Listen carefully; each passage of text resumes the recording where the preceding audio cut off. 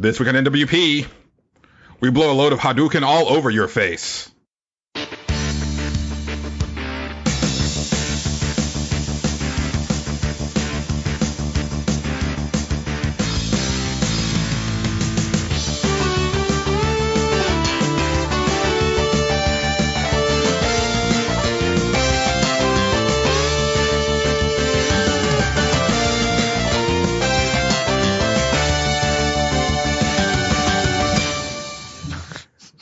And welcome to Nerds Without Pants, episode 82. I am Julian, and I'm joined as always by Patrick. Getting some senpukya. And Angelo. I don't even have a way to follow that up. I have no idea what you guys are doing anymore. That should be the catchphrase for the show this entire year. I don't know what you guys are doing anymore? Yes. Yeah. Because I don't either. You're not wrong. But we're figuring it out as we go along. It's a work in progress, people. And we're also joined by a very special guest from pixelbit.com and friend of the show and working in the Rockstar trenches, JD. Yo, glad to be back. Good to have you back. Did I miss my opportunity to have a Street Fighter based intro? You kind of did. Yeah, see, the thing is like I was going to say something that Chun says, but I'm like, I don't want to say something a girl would say. And then I was like, but maybe I should. And then I double thought, and I'm sorry. Well, the good thing is that you have about an hour and a half or so to work up the courage to finish this episode by going, Yatta! I was going to see, yeah, I should have said that because like I was going to say, go Mané because she says that at the end of a match. But I'm like, why would I say sorry right now? So. Okay. Well, that's specifically like the feminine way to say it, I believe. Like even the language. Exactly. It's interesting. Oh, I guess it's her type. Is Gomene the feminine version? Yeah, I think so. Interesting. Or is it Gomen Nasai? I'm not sure. Well, they're more that too. Like, specifically, like when she does the back throw, she's like Gomen Nasai. Because I always thought that like Gomene was like the informal version, and Gomen Nasai was the formal, sort of like. Oh, I think you're right. Yeah, like the differences of arigato. That's one language that just baffles me. Yeah, we'll see. I always wanted to learn Japanese, and then like anime fans turned me off of learning Japanese because like I didn't want that to be the only reason that I learned Japanese. No shame. Yeah. But I have a friend who teaches English in Japan. He's an old friend of mine that worked for me at Gamefellas, and I've been wanting to go visit him, so that's a good reason to try to learn some stuff, is because, hey, I could actually go and not be a complete gaijin. Right. But, yeah, and, we're just here to talk about Consumption Junction this time. We will be talking about a lot of Street Fighter V, so we'll probably leave that for the end of the show in case people who don't care about fighting games can just, take off at that point, or, because I think it's going to get a little heated. So, man, I think that fighting games are coming back. Like even IGN published more than one article about it. Yeah, well, I mean, you could argue that they've been a steady uprise, but every time a new one comes out, the community kind of riles up and makes it a little bigger. So, Street Fighter is like one of the pillars. So of course, there's going to be a lot of attention on it now. So, which is good, but. We'll talk about it. Yeah, I mean, I would say that Street Fighter 4 kind of brought it back because because fighting games had definitely been like in the background for years up till that point, and then Street Fighter 4 brought it back to the forefront, and then it was like another gold rush, which kind of saturated the market yet again, and so then it kind of dissipated for a couple years, and now we're kind of back on that crest. So it might just be kind of that thing with fighting games where it's kind of peaks and valleys. So we're in a peak now, and it'll probably be that way for the next like 2 or 3 years, and then it'll hit another valley. But yeah, I guess. Well, it's funny because like this episode's gonna be all consumption, but from talking to everybody before we started recording, a lot of us don't have like a lot of stuff to consume that we consumed recently. But JD hasn't been on in a while, so I guess we'll start with you for non-Street Fighter stuff. If Rockstar lets you play anything, these days. Well, I know you've been busy. Yeah, we all play a lot of different games, surprisingly. But I can't remember what the last game we talked about was. So it's been that would have been months ago. So yeah. So I guess I'll just go back mentally to the Xenoblade. I put that off for a little while. Like, I haven't played it in about a month, but I did want to bring it up just because I really enjoyed the hell out of that game, and I'm still enjoying it. That's actually a really good point, because I don't think any of us have talked about it on here. Angelo and I both bought it, but I know I've probably played it for about an hour, and I think Angelo may have not even cracked it open yet. Yeah, like I opened the collector's box and looked at it and went, "That's pretty," and then it went back on the shelf. I consciously put 40 hours into it, and then I put it down because there were a couple of other games that were coming out at the time, and I was like, okay, this is where I'm gonna take a break from it. Before, like, it wasn't because I disliked it or anything. It was because I was like, I'm gonna take a break because this game is massive, and I'll return to it when I have another stretch of time. Like, I don't pressure myself to beat those types of games, because the first Xenoblade Chronicles, I beat that over the course of a few years. So I was like, I'm just going to do, I did the 40-hour initial burst, and I'll come back to it, maybe do another 10, or, it depends on how into it I get again, of course. But Xenoblade really took over like the last, pretty much from when it came out all through December and a little bit of January. And like, that game is super massive, and I've been thinking about it ever since I stopped playing it, but the game is really good. What makes it mechanically fun? It mainly, so compared to the first Xenoblade Chronicles, that one is a lot more story based and a lot more of a traditional JRPG.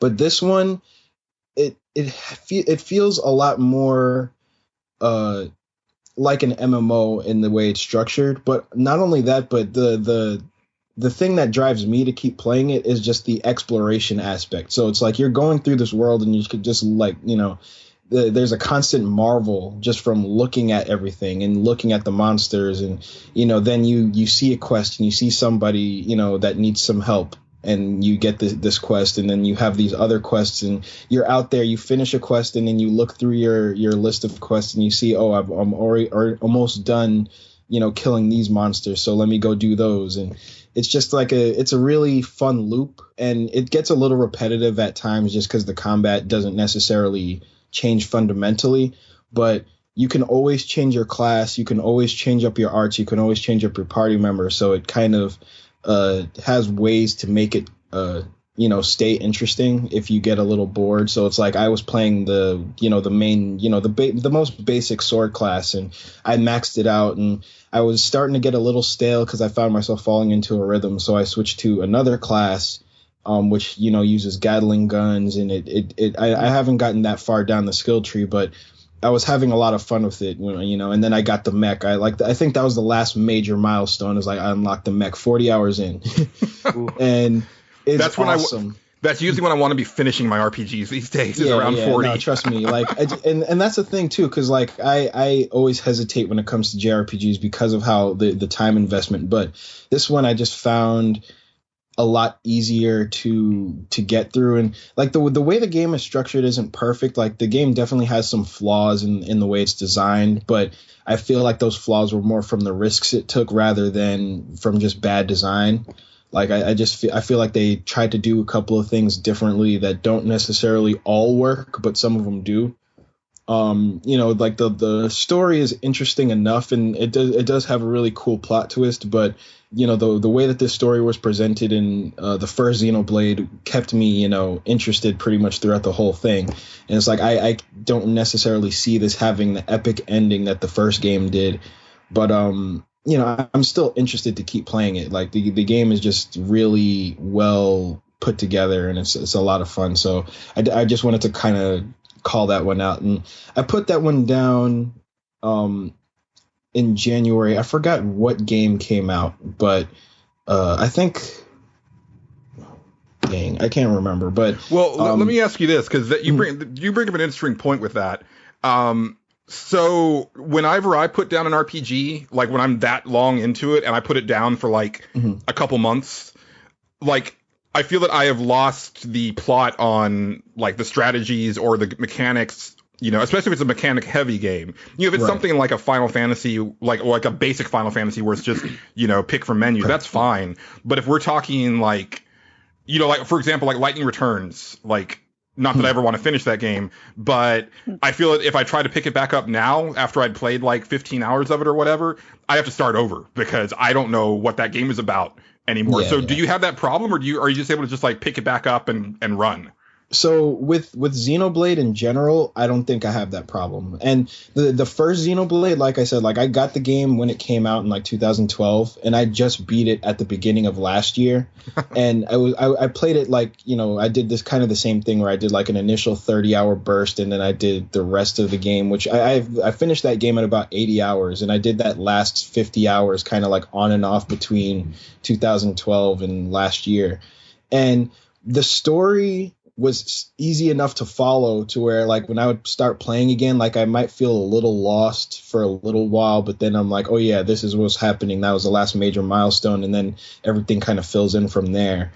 And on top of that, the mechanics are simple just because like the way that the battle system is, it's easy to pick up. And if anything, taking the time off from it helped me understand the mechanics better, because then I was able to understand, like when I came back to the game at the end, I was like, okay, so I should be using this character because she has these skills that I wasn't really using the last time I was playing.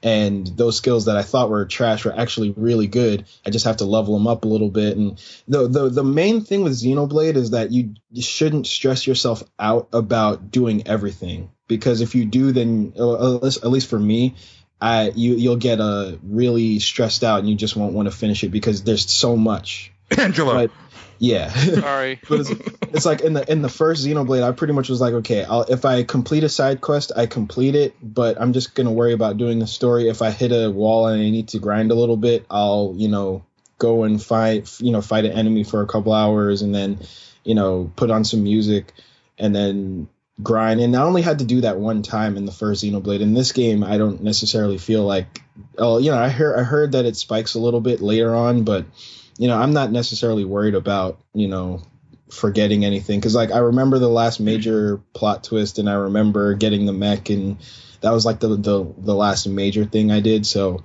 whenever I get back to it, I get back to it. But that's probably a good game. That's probably a good place to pause anyway, because the next stuff will probably be a lot of training for the mech. So you'll be learning new skills like as soon as you boot it back up.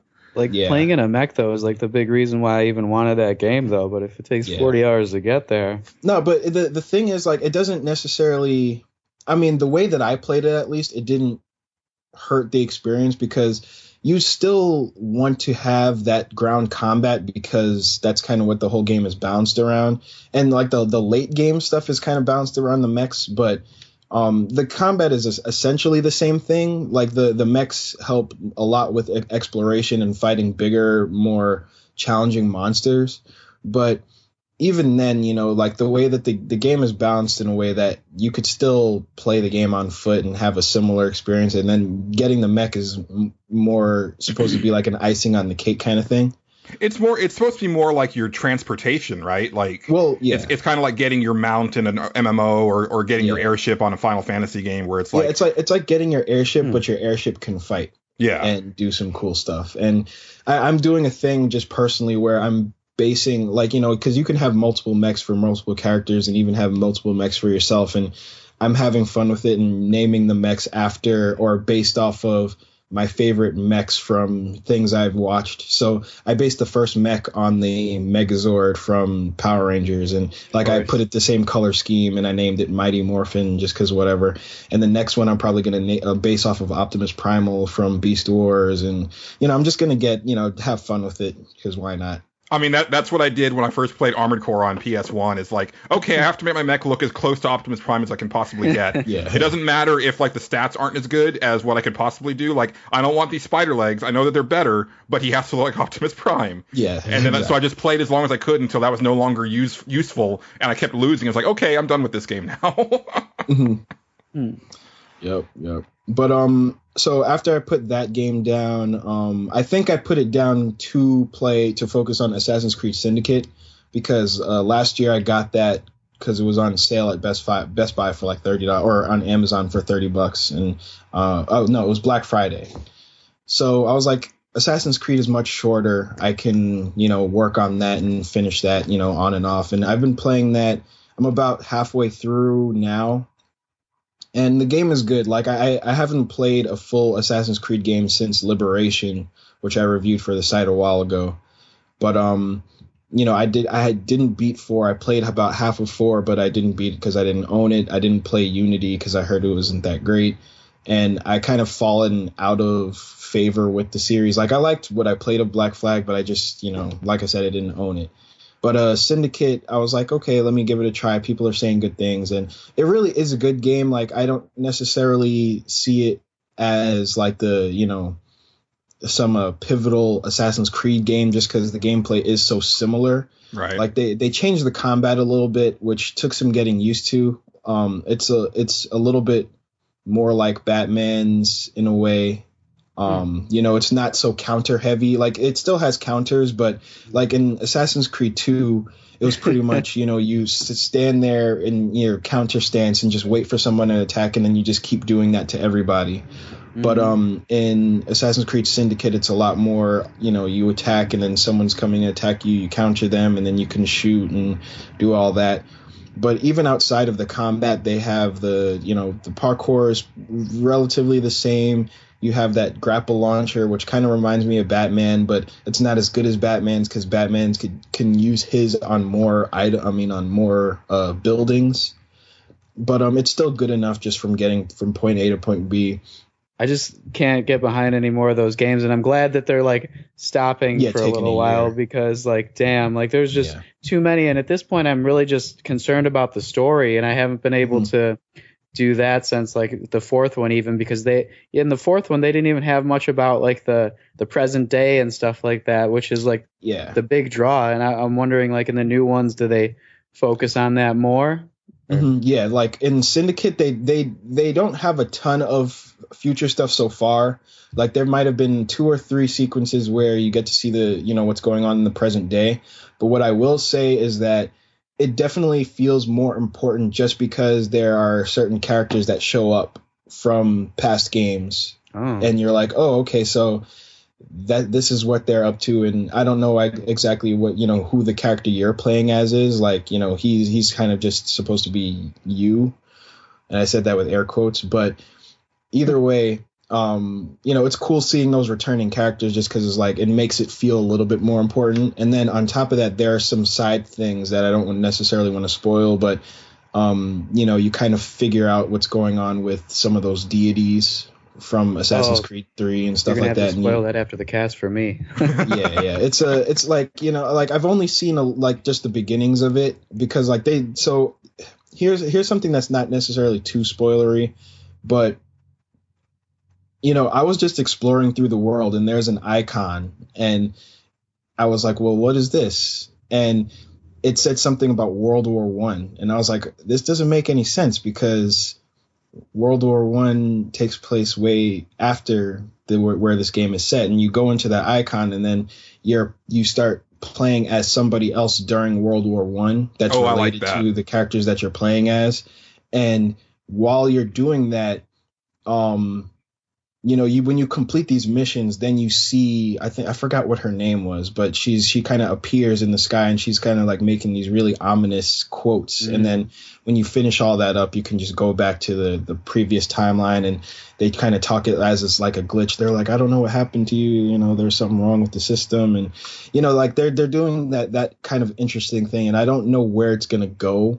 Clearly I doubt they're going to finish up and wrap up that story because that's the whole point of everything. But I'm curious to see where it goes. But overall, it's a solid game, and it's like I don't necessarily feel driven to like power through the rest of it. But you do a sequence here, sequence there, and eventually you'll finish it. So I'm almost like I think if I'm not halfway, I'm a little like 60% through that game, so I'll finish it when I finish it. I'm really excited to see what they do with them taking a year off because I've been saying this for years for lots of franchises that and I've said this even for like Madden.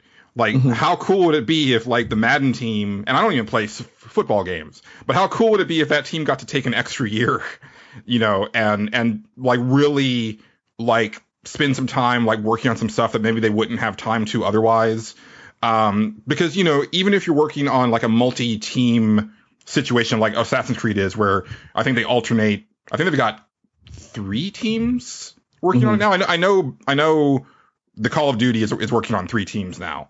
But even with that, like if each of them had an extra year, like just imagine what they could do. There's probably all sorts of really cool ideas that these people have that they just can't implement because there isn't time. And it's, you know, a lot of these AAA games or these yearly ones get razzed on for, you know, not iterating enough. And it's like, well, guys, they've got 18 months, you know, like, well, I mean, they've got more than that, but really like it's, you know, it's like there's a small window for them to, you know, because they've got to get the game running, you know, and concepted and then shipped. And it's like, well, if they had that extra 12 months, imagine what they could do, you know? And it gives like people like Kojima a bad name because he goes into a game. I just read an article of him saying, I know that it's going to take me 3 to 4 years. And I tell people that. So I've met every deadline that I've set, but other people have different ones for me. And it just makes me think like, how is the open world, especially compared to something like Metal Gear Solid, but also like compared to, you know, Rockstar games.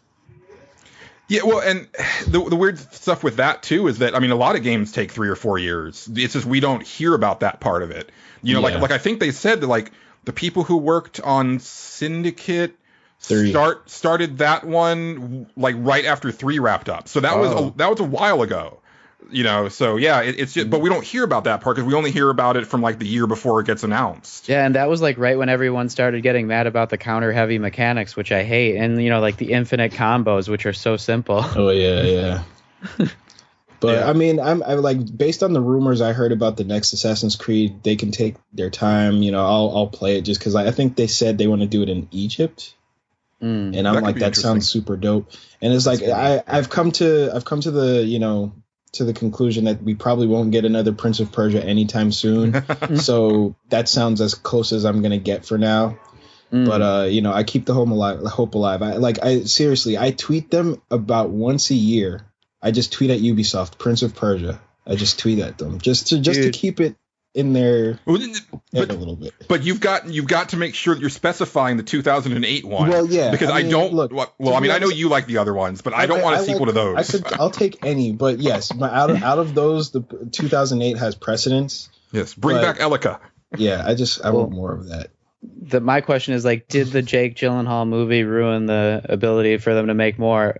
But also, I just watched Indie Game the movie, and one thing that they say in it is like, oh, and Braid has this amazing new mechanic where you could go back in time, and no other game has ever done that before. And I'm so glad you brought up Prince of Persia, because it reminded me to say Prince of Persia did. Like, yeah. Blink the Time Sweeper also says hi. Oh God. Yeah. So other than Assassin's Creed Syndicate, I heard you mention Fire Emblem earlier, and I have been kind of really mad at myself because I never finished Awakening. And I was like, okay, Fates is about to come out, so I should finish Awakening. And I've been playing Awakening on Hard Classic. And oh, wow. Yeah. You're a braver man than I. Oh, yeah, you play all your games on hard. You really hate yourself. Not anymore. So it depends, you know, like I've kind of toned it down a little bit. But for Fire Emblem, I didn't want to be a punk. So I was like, I'm going to play Hard Classic. And then are you calling me a punk, JD, on my own podcast? I'm talking about, like, you know, my brother is playing on Hard Classic. I have to play on Hard Classic. Okay. You know, it's like, I don't want him to be like, oh, I'm better than you. I am playing on Classic, but I'm playing on, like, normal. Which route as long did as you you're guys doing go? Classic, it's fine. Huh? Which route did you guys go? Well, he's talking about Awakening. Oh, shoot. Yeah. Sorry. Yeah, we'll talk about Fates in a bit. Yeah, because I did pick that up, but anyway, so I'm playing Awakening, and I'm at the end of the game. I was up to chapter 22, and I was like, close. Okay, I should be okay. Yeah. So I'll be fine, because every mission before chapter 22, I didn't have any problems, and then I get to chapter 22, and I'm getting one-shotted by everybody. And it's really like it really took a toll on me, because I'm like, up to this point, I've never had a situation where I would even think I would get one-shotted. And then all of a sudden I'm getting one-shotted. And I try it and I tried it and I tried it and I don't know what to do. So I try to grind on that free DLC mission that came out, and it's, it wasn't good enough grinding. So I bit the bullet and I bought that experience DLC, because I was like, I need to grind up some of these characters, because they have a DLC map that the enemies give you a lot of experience. And it's I didn't even know that existed. Yeah. And I remember hearing about that and thinking I would never buy it, but I did it because I was like, screw it. I can't, I don't have the time to, research what I have to do. I'm just going to grind up some of these characters because apparently everybody's too weak. So I did that for a while. And then I started doing some more side missions because I was running out of money. And eventually I got up to a point where I felt confident to try it. I wasn't sure if my levels were good enough, but, I was confident enough to try it. And this was just yesterday. And I tried it in a couple of tries, and I realized that I could beat it. And I did it. And I completed chapter 22. And I was very satisfied. So I'm like, okay, I could finally finish this game. I only have about 2 or 3 more chapters, but Fates came out, and I was like, I really want to play Fates just to, because it's the new hotness. So I started Fates. So my the way that I'm doing it is, on my commute to work, I'll play Awakening. On my commute back home, I play Fates. Oh, that's not bad. I like that. No, it's not bad. It gets the job done. And I bought Birthright. I don't know which one you got, but I bought Birthright. My brother got Conquest, and then we're gonna probably swap them once we're done with them. But I figured that would work out. But I only did a couple of missions of Birthright so far, but it seems really cool. I dig the whole idea that you're playing, you get to play the game through from one of the warring factions sides, and the other one gives you a completely different experience, or the moral tone is probably a lot different. And I heard that Conquest is a little bit more for the hardcore, and it has different, more pressing and stressful objectives, whereas Birthright is a little bit more of the traditional Awakening like experience. Yeah, it seems like it seems like Birthright is for people who liked Awakening, and then Conquest is for people who missed the older Fire Emblems. Mm-hmm. I got both.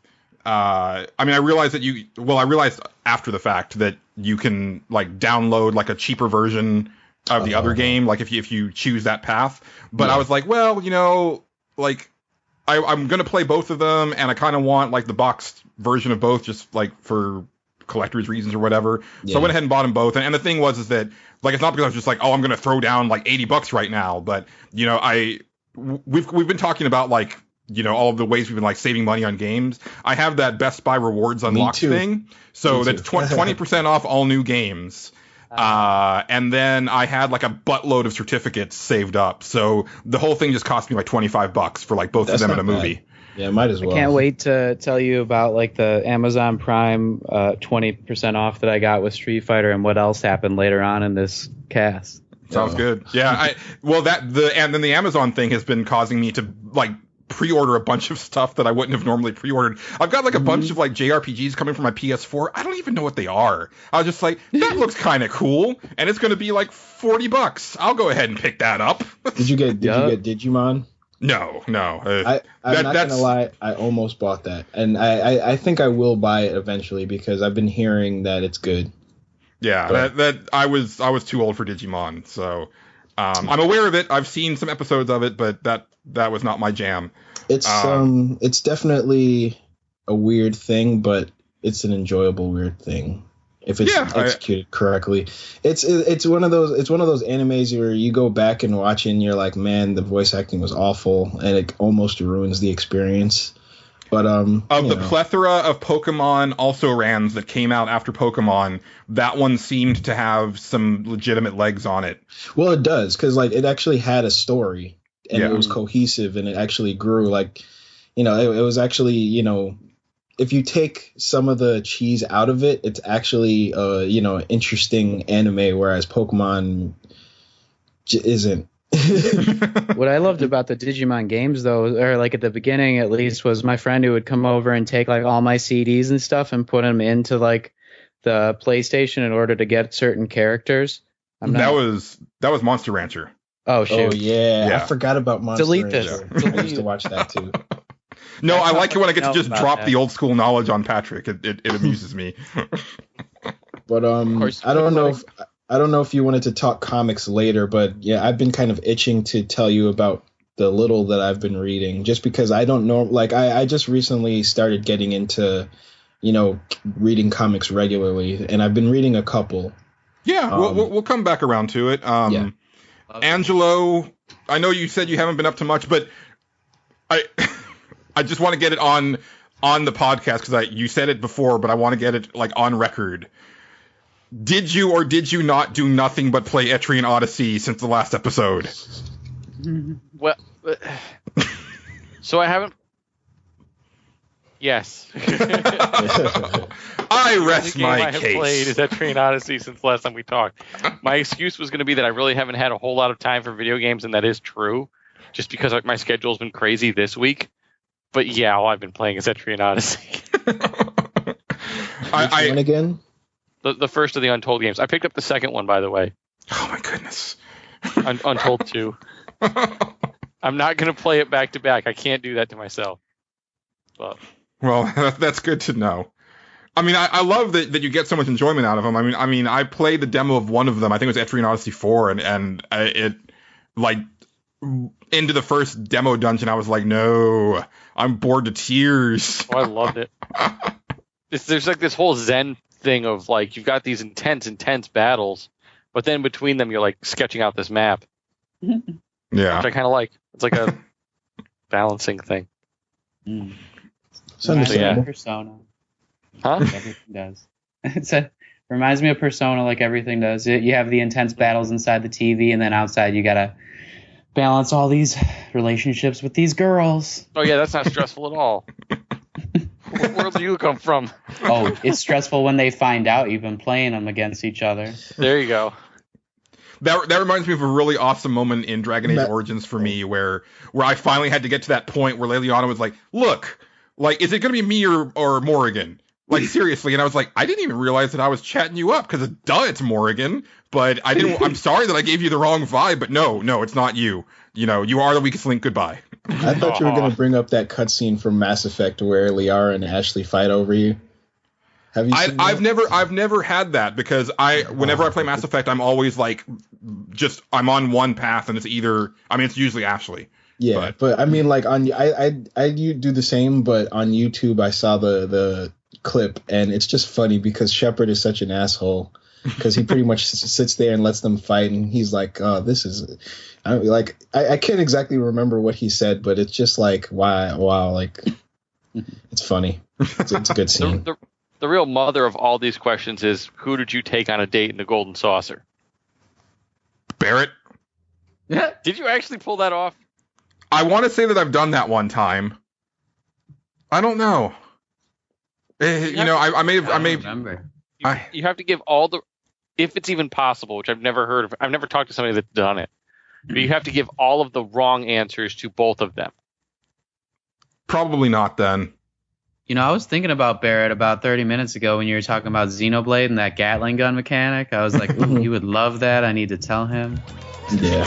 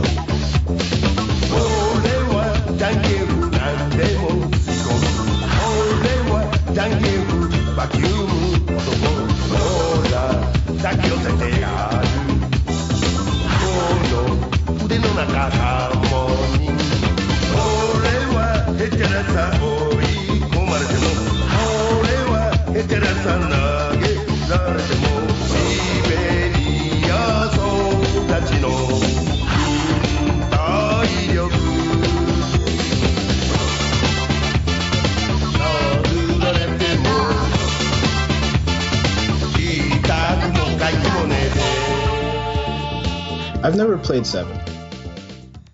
I've actually decided to do a personal experiment and play the remake first. Interesting. And just to see how I feel about it going into it in a completely different way. And I'm not even sure if I'm going to like it like that. Oh, okay. I remember. Sorry, I remembered the game that I put Xenoblade down to play, but I don't know if you want to loop back to that. It doesn't matter. But yeah. Sorry. What was it? I just remembered. It was Kingdom Hearts 2. Because I remembered because. Yeah, we don't.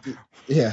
We don't need to talk more about Kingdom Hearts 2 on this show. I love that game. I just want to say I love that game. It's way better than the first game, and the final boss was one of my favorite moments of all time.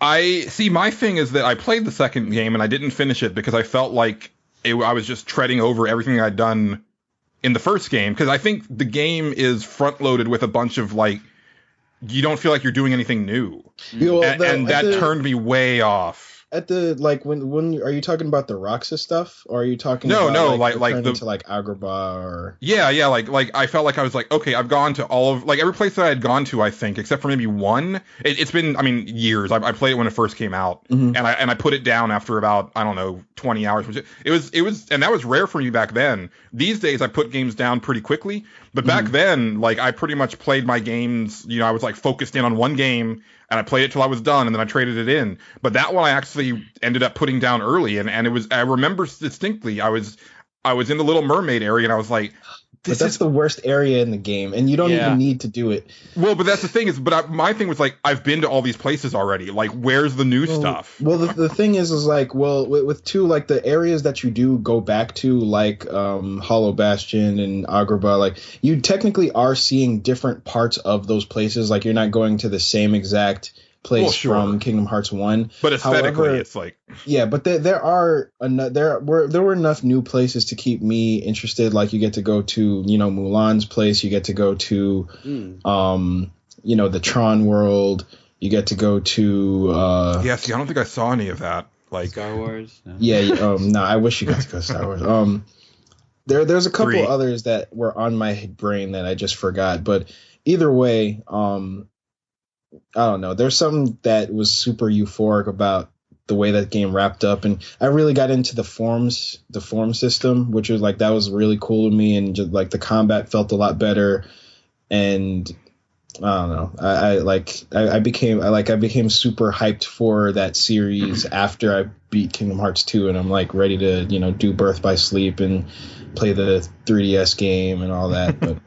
That's what I took a break from Xenoblade for.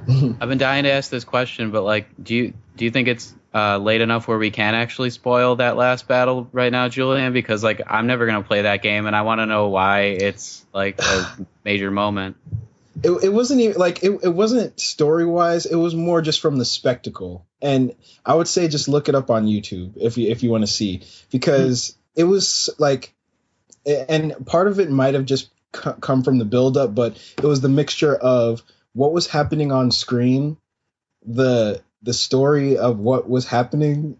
Sorry, I'm getting hyped thinking about it. I'm sorry. And the music, just the combination of all those things. The soundtrack of Kingdom Hearts 2 is phenomenal. Yeah. It's so good. And I will give you that the music in Kingdom Hearts is phenomenal. That is true. Yeah, and graphically, I honestly think that the Kingdom Hearts games are some of the best looking games of that generation. Just full tilt, straight up. But it's just so. I guess to be as this is slight spoilers, but I'm assuming you guys don't care so much. But pretty much, you're having this final boss battle against I think it's Xemnas. So you're fighting against him, and it's you and Riku, who you've been pretty much chasing since the beginning of Kingdom Hearts 1. So you finally reunited, and you're taking on this final boss, and he's throwing all these crazy, objects at you, and you're dodging them, and you have this insane soundtrack in the background. And then you have there's multiple forms, but when you get to the final form, it's pretty much just you and Riku versus Xemnas, and you're taking him on. And then at one point in the fight, he hits Sora away, and then all of a sudden you're playing as Riku, and it's just like it's this really cool moment, and you're like running up and you're dodging, and then you attack, and you finally get up to him, and you regain control of Sora.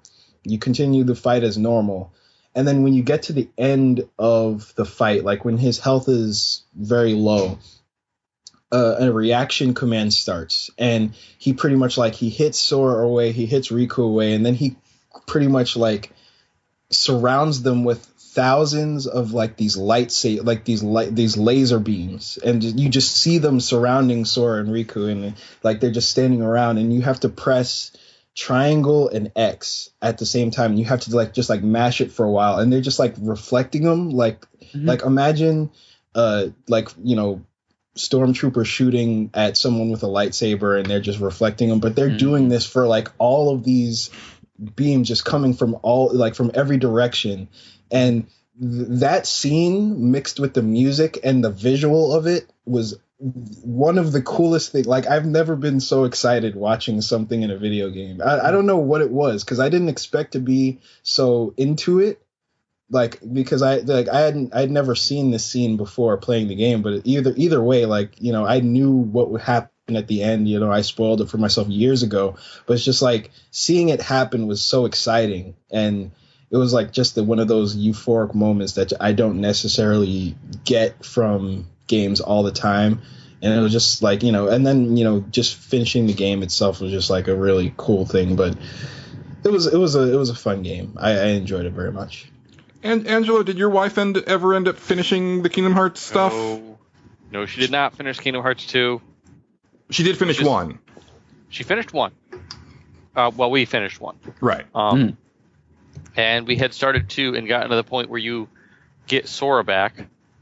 And she screwed around a little bit after that. And I think she took the gummy ship to the first level. And it was the same thing where she was just like, wait, I've done all of this before. Why am I doing this again? Like that kind of thing. Yeah, and you know, and I think that might have that might just be a weird pacing, not even pacing thing, but a structure thing where it's like, by all means, let's go back to some places we visited before because it's fun to like revisit your friends, but maybe not front load the game that way. And I'm misremembering, but I feel that the beginning of the game is slow, so you're right. Well, I mean that part, yeah, I didn't even have that much of a problem with the Roxas stuff. I thought it was boring, but it's like 3 hours? Yeah, it was about 3. You know, and this is back when I had that time to burn, so it wasn't that big of a deal. Like now, I would probably be like, oh my goodness, like this game hasn't even gotten started. But, you know, at the time, I thought that stuff was fine. But my thing was like, oh, I've been here, and then, and I've been here too, and I've been here too. Like, where's the new places?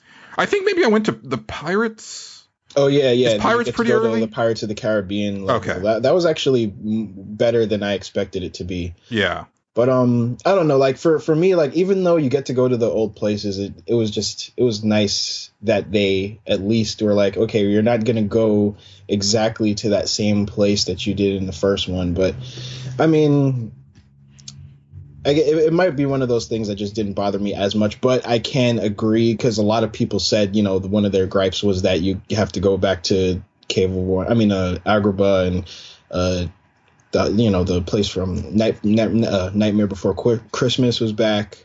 And again, that's fine. It was just a really weird decision for them to front load so many of those areas. Like, I would have almost preferred, like, maybe about midway through, it's like you start to see some familiar faces. Like, oh yeah, you know, I'm ready to revisit some of these characters and some of these locations and stuff. But right at the beginning, I was like, it just really rubbed me the wrong way. Mm-hmm. I mean, the best part of I could say about it is that I feel like all the stuff that I hated about the first game, they took out in the second game. Like, so the ridiculous platforming was pretty much gone.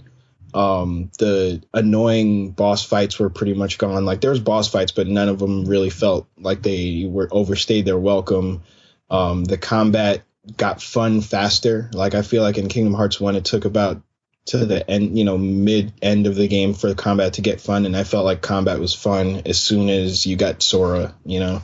Right. You know, and the form stuff really helped as well. But yeah, that was a good game. But Sorry for that tangent. It's just like I remembered and I got passionate. Yeah, I'm glad to hear about the end of a game. It feels like I just gained like tons of knowledge without having to go through whatever 25 hours it'll be. Yeah, it's because you would have just Patricked it anyway. Like you would have just like you would have gotten right there and then not finished it. Yeah, I'll send you the clip afterwards, just so you can see it. So I did get in more tabletop gaming really than anything else. Like there's really not a whole lot of video game stuff, but I played like 2 games of Defenders of the Realm, which I think I mentioned before, but that's like Pandemic but with fantasy stuff and more dice than Pandemic is. I played one I haven't talked about before, which isn't mine. It's one of the guys at the game stores. It's called The Stars Are Right, which is the strangest combination of a board game and those sliding block puzzles. Oh, like, nope. Wait.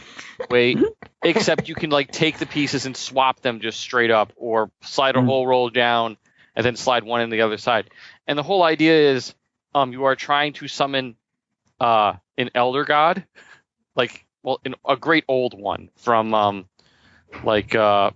eldritch horror type of thing, of scenario. Celtic Druid times? No, like Raiden from Mortal Kombat? No, like you got to think. Oh my gosh, I can't think of the guy's name, and I was just listening to his books on audio the other day. Lovecraft? The Cthulhu guy. Why can't I think of his name? Lovecraft, yeah. Lovecraft. Holy crap! Come on, brain. Yeah, it's based on like Lovecraftian stuff. So there's like Lovecraftian type of critters in there and things like that. Like, yes, one of the things you can summon is Cthulhu. But you have to line up the stars a certain way, and if you get these constellations put together, basically the sliding block puzzle put together exactly right, you summon one of these things. And the way you win is you summon a certain amount of these old ones. It was actually pretty fun because it's a multiplayer, like it's multiple players. So I'm trying to set everything up for me, and somebody else is trying to set everything up for themselves. And then you can mitigate all that by what you summon. So you can summon some of these easier ones that only take a couple of things lined up, and but then you can sacrifice them later on to make it easier to summon something bigger, or you can use abilities that they have to make more moves. It's really neat.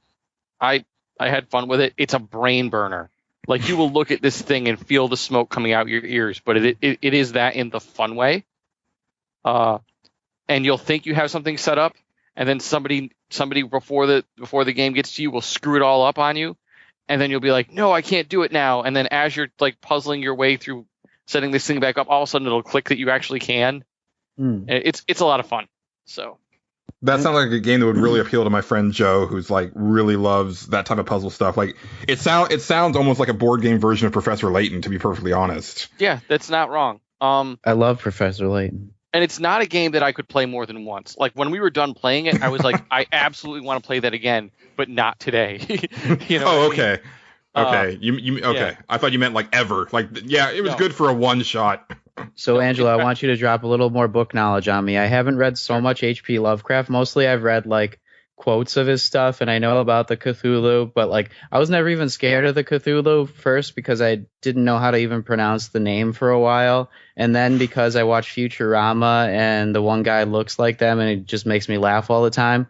Then I played Bloodborne and got really scared of them because they were really overpowered characters that you meet in like a cemetery, and that's scary. But what, like, besides them, what else has like Lovecraft come up like with critters, and what is this elder god stuff?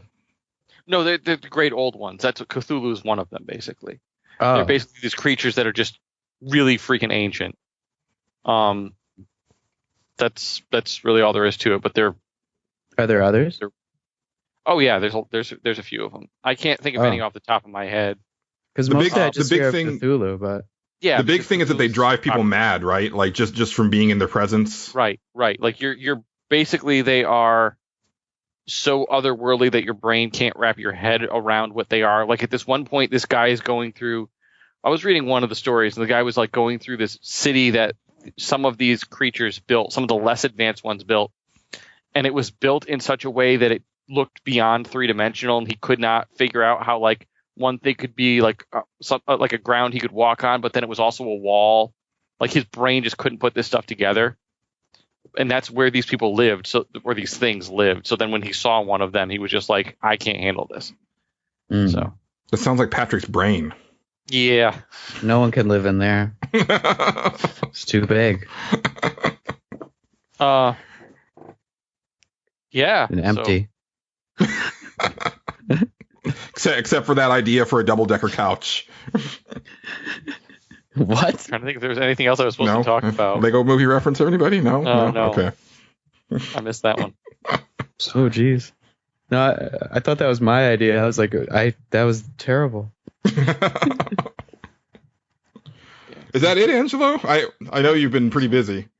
I have been really busy. There's been, like, some schedule changes and other things, and it's just been kind of crazy around here. But no movies.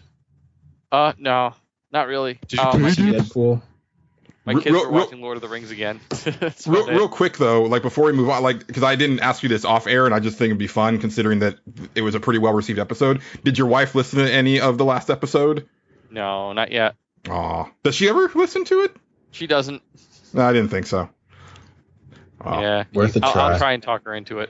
I actually haven't finished listening to it myself, so. I know you haven't gotten to the fun that I had with your little oh no, lengthy talking about grinding, but oh shoot, I gotta listen to that. That was so hot.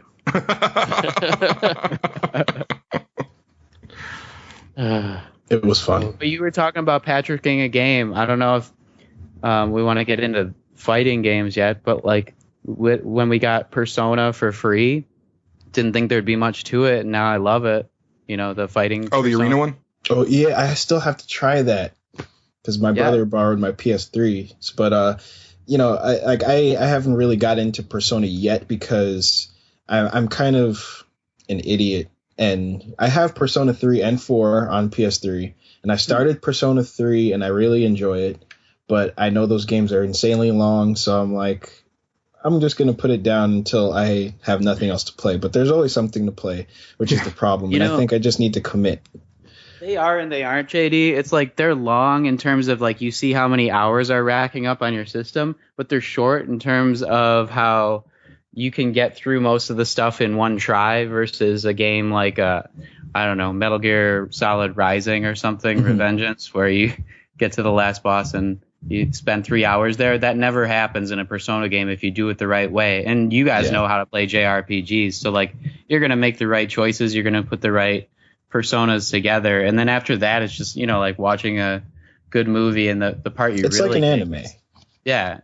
And, like, that's what I loved about Persona 3. Like, you know, even though I haven't gotten that far and I started it a long time ago, like, I still remember the characters and the situations, and it's just like the character building is really, really well done, especially, you know, I hate to categorize it, but for JRPG especially, just because like most of them are very tropey, but this one feels so much more personal because of the investment you and your protagonist character has with these other characters, and you know the fact that you're going to school and you're doing regular things, but you're also doing other stuff, and it's such a cool game. Like Persona 5, if anything, Persona 5, I'll play. You know, I'll play that to completion, and then that'll drive me to finish the other two. But you know, Arena, I guess to wrap it back, Arena, I heard was like a really good like jump on point for an anime fighter, but it's you know really well done. Like I know they had it at EVO a few years back,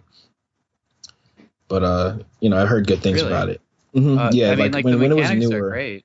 Like I think it's almost like a kind of King of Fighters type of game. It's a little bit more like Guilty Gear. I think the people that made Guilty Gear made Persona. That's actually the other one I was gonna say next. Like it's the same kind of art style as both of those, but I think Guilty Gear has more supers than King of Fighters does. I don't know.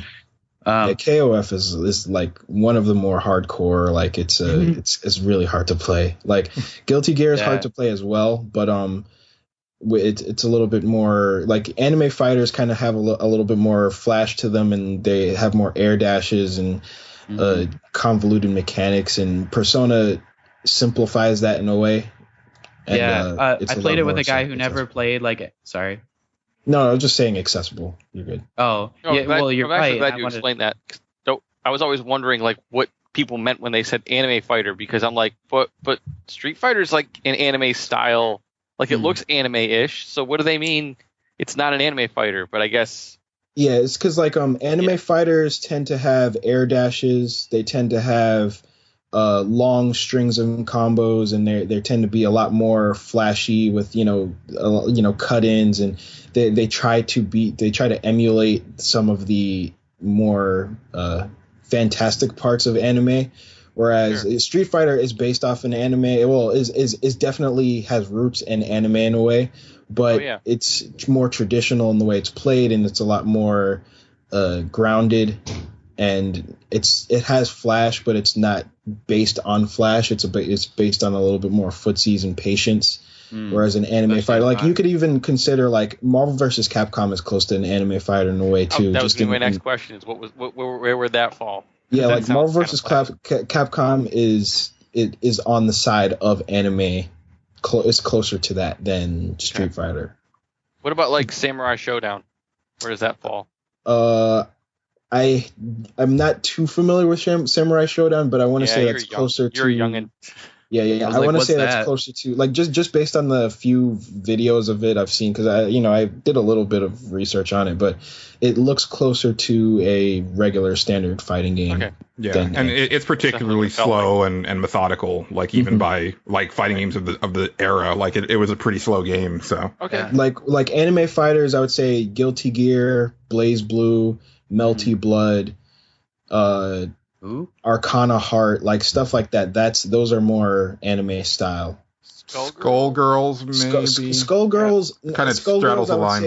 Skullgirls is a little bit closer because Skullgirls plays like Marvel vs. Capcom 2, but it's not necessarily full blown anime, but it's close. Yeah, it's not like Blaze Blue or Persona that have like 20-hour stories in the story mode or something like that, where like you play. I guess for Persona, it takes place after Persona 4. And it's like a 20-hour story or something like that, where like you have like one fight and then you just watch cutscenes for a long time. It's almost like playing Xenogears. Interesting.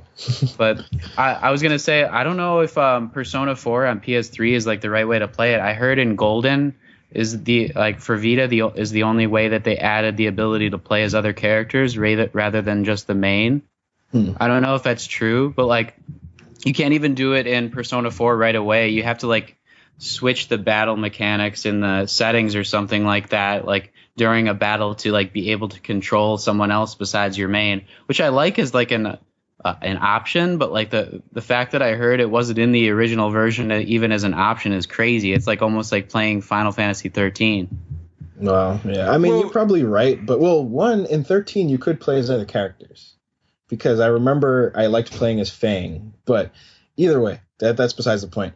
Really? I definitely played as Fang in 13. But the only reason I got it on PS3 was because it was like $1.50 on a sale one day. So I was like, might as well. It's only $1. And then on top of that, I don't have a Vita yet. So it's like, if I did want to play Golden, I would have to get, like, the only other option would be like to get a PlayStation TV, which I could probably get for $30 and then play it on there, right? Yeah, which I did consider doing. But I just didn't, I haven't committed to getting a PlayStation TV just to play Persona 4. But if, like, my promise to myself, if I do beat 3 and, I do some research into 4 and, if I can pick up a PlayStation TV, I'll probably just get that just to play Persona 4 Golden. But, it is that good. Like, I just convinced 2 of my friends to get a Vita just to play that game. I didn't even realize that they did it until they were already 40 hours in and started, like, texting in our group text about, like, how they were they had, like, this soft spot for Persona and stuff, and they were like, they didn't want to say it, but, like, now it's, like, really addictive, and they can't stop playing it every night before bed and stuff. So, like, damn. Yeah. They don't even play JRPGs.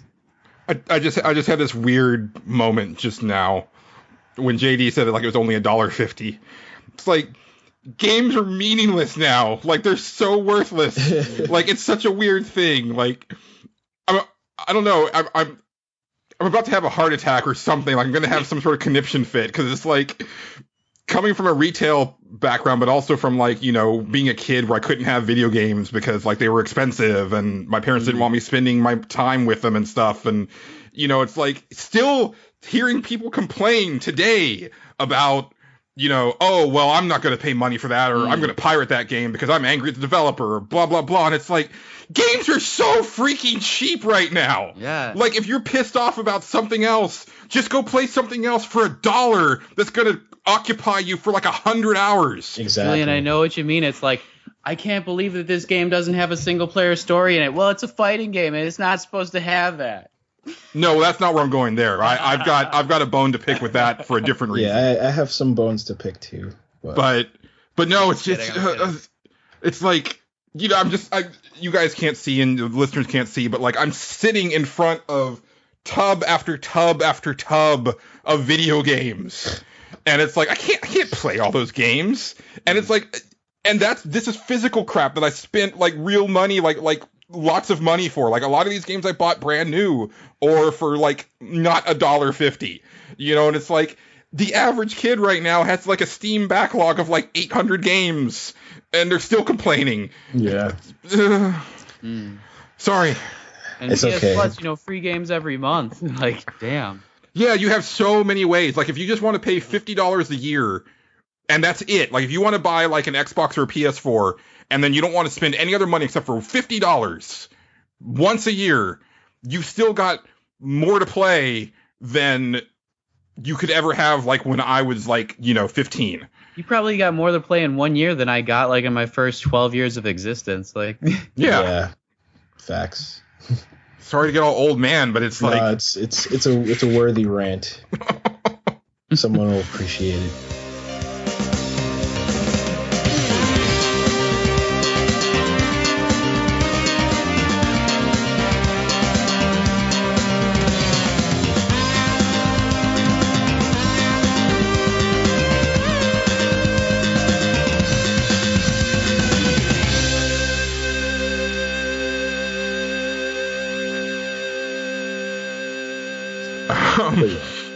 Did you appreciate Deadpool, Patrick?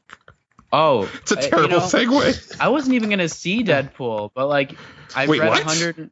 I'm so burnt out on comic book movies, and I saw this poster of like all the comic book movies that are coming out in the next year and a half.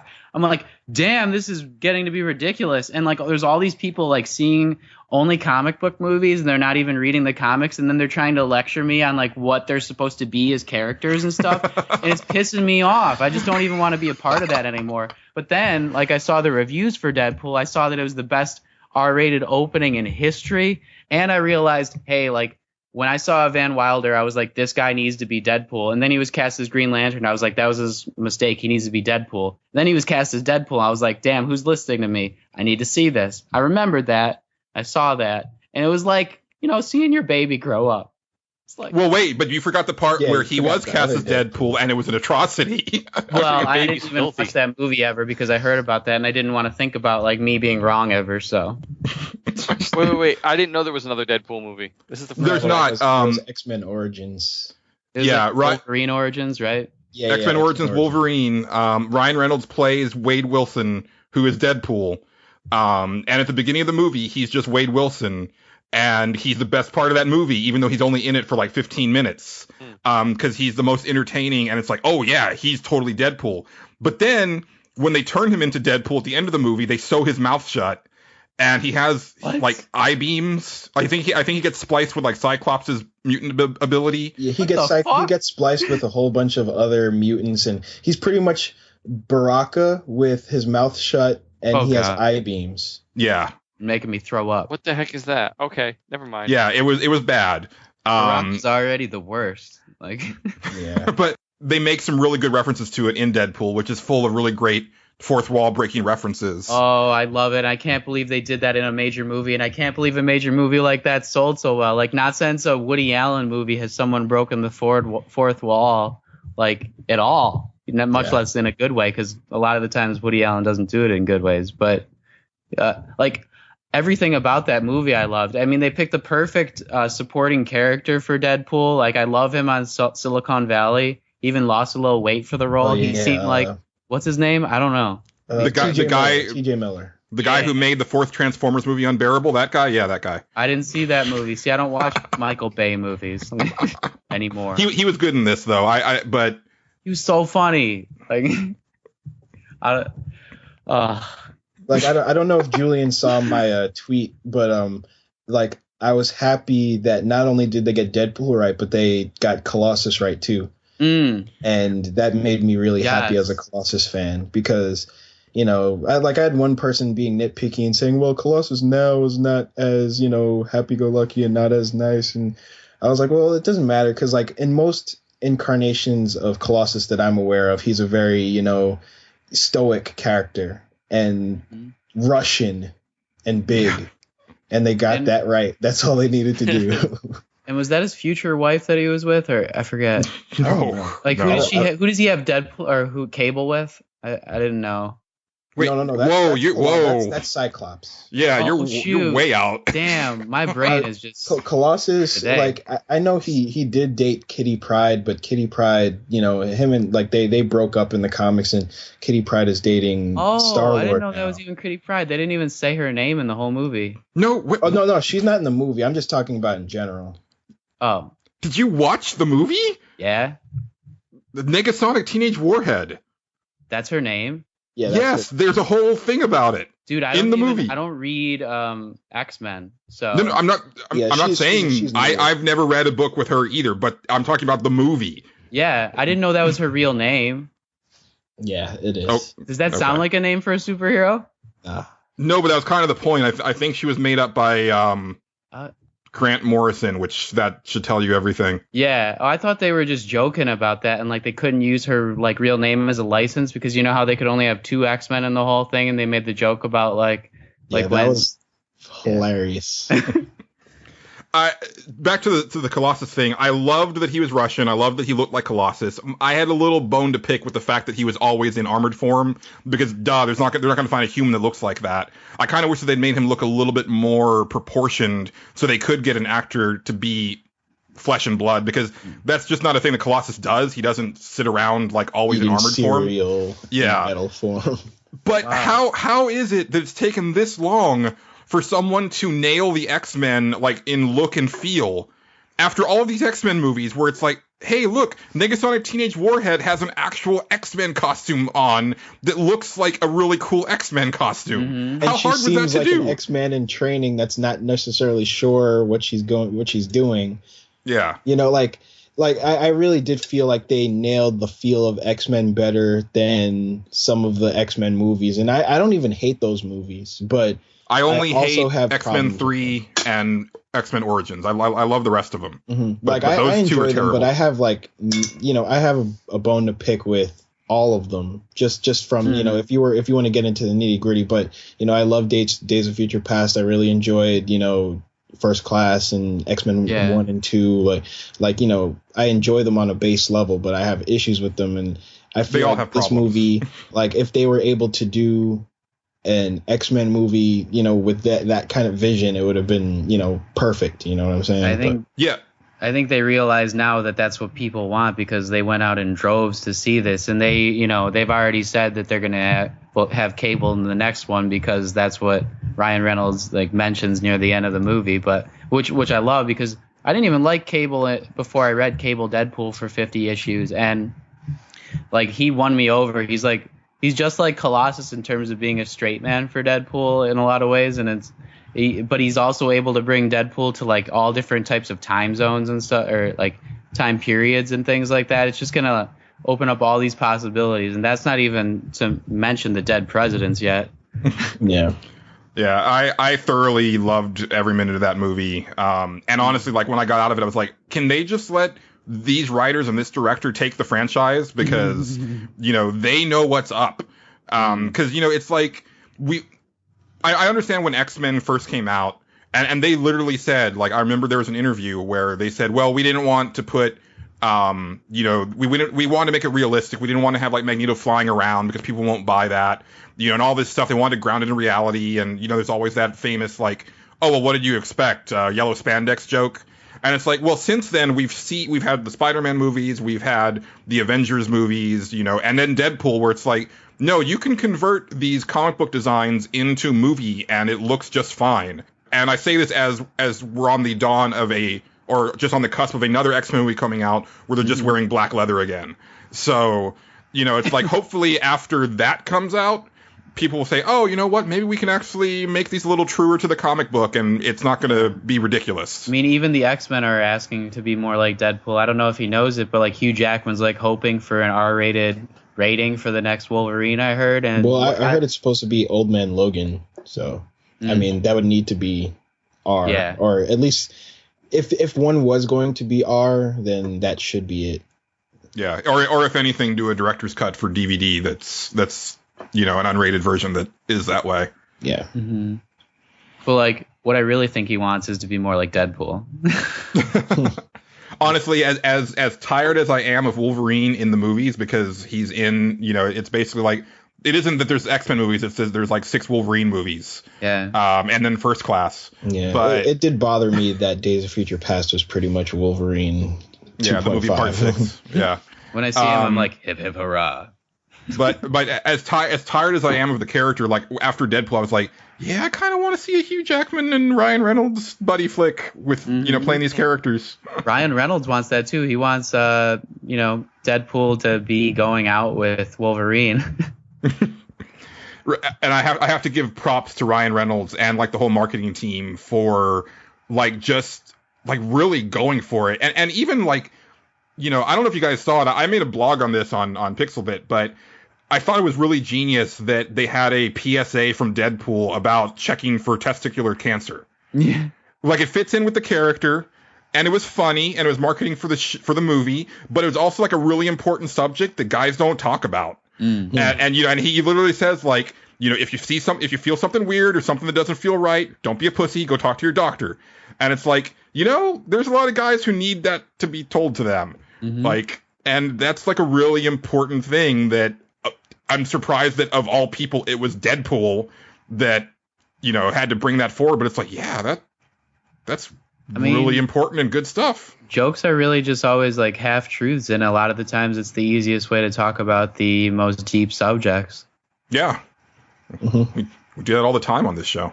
Yeah. Talking deep. This message is... If at any point you feel an unusual lump, size shift, or irregularity, don't ignore it like a pussy. Man up and talk to your doctor. The alternative is not an option. Check those bad boys at least once a month after a bath or shower, so the next time you're shopping for one in the sexy salad section, remember to tweak the tomatoes before you go cucumber crazy. Puns. Great movie. Yeah. Great movie. Now we brace ourselves for what could possibly be a shitstorm when Batman v Superman comes out. Oh God!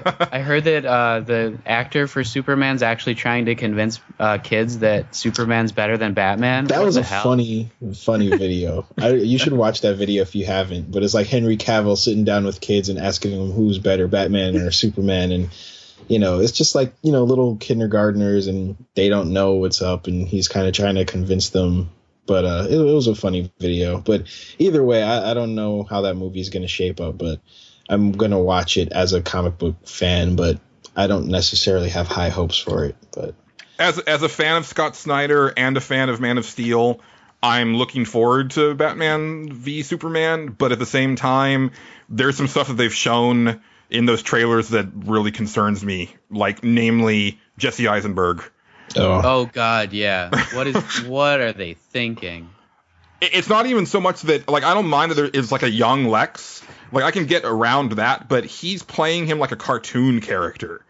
And I it's like it's a comic book movie, but he's playing him like he's never read a comic book. Like, well, he probably hasn't, but that's fine too. But I mean, there's a lot of these actors who never read the comics, but he's literally playing him like Saturday morning cartoon. And that's a problem. But the thing is, like, I don't think it's fine. I gotta disagree with you there, because if you're getting paid $100 million or something, like I don't know, even $10 million, even $1 million to play anybody in a comic book movie, part of that goes to you researching yourself. Like, how hard is it to read storyboards of a movie? That's what you do anyway. That's what a comic book is. Read 10 issues. Like. Well, but I've heard some actors make the case, and I'm not an actor, so I can't say, but it does make sense to me that, they don't want the comic book to Like they want the character on the page to be the character that they're playing, and so they want to be able to like play that. Yeah, that's what I said.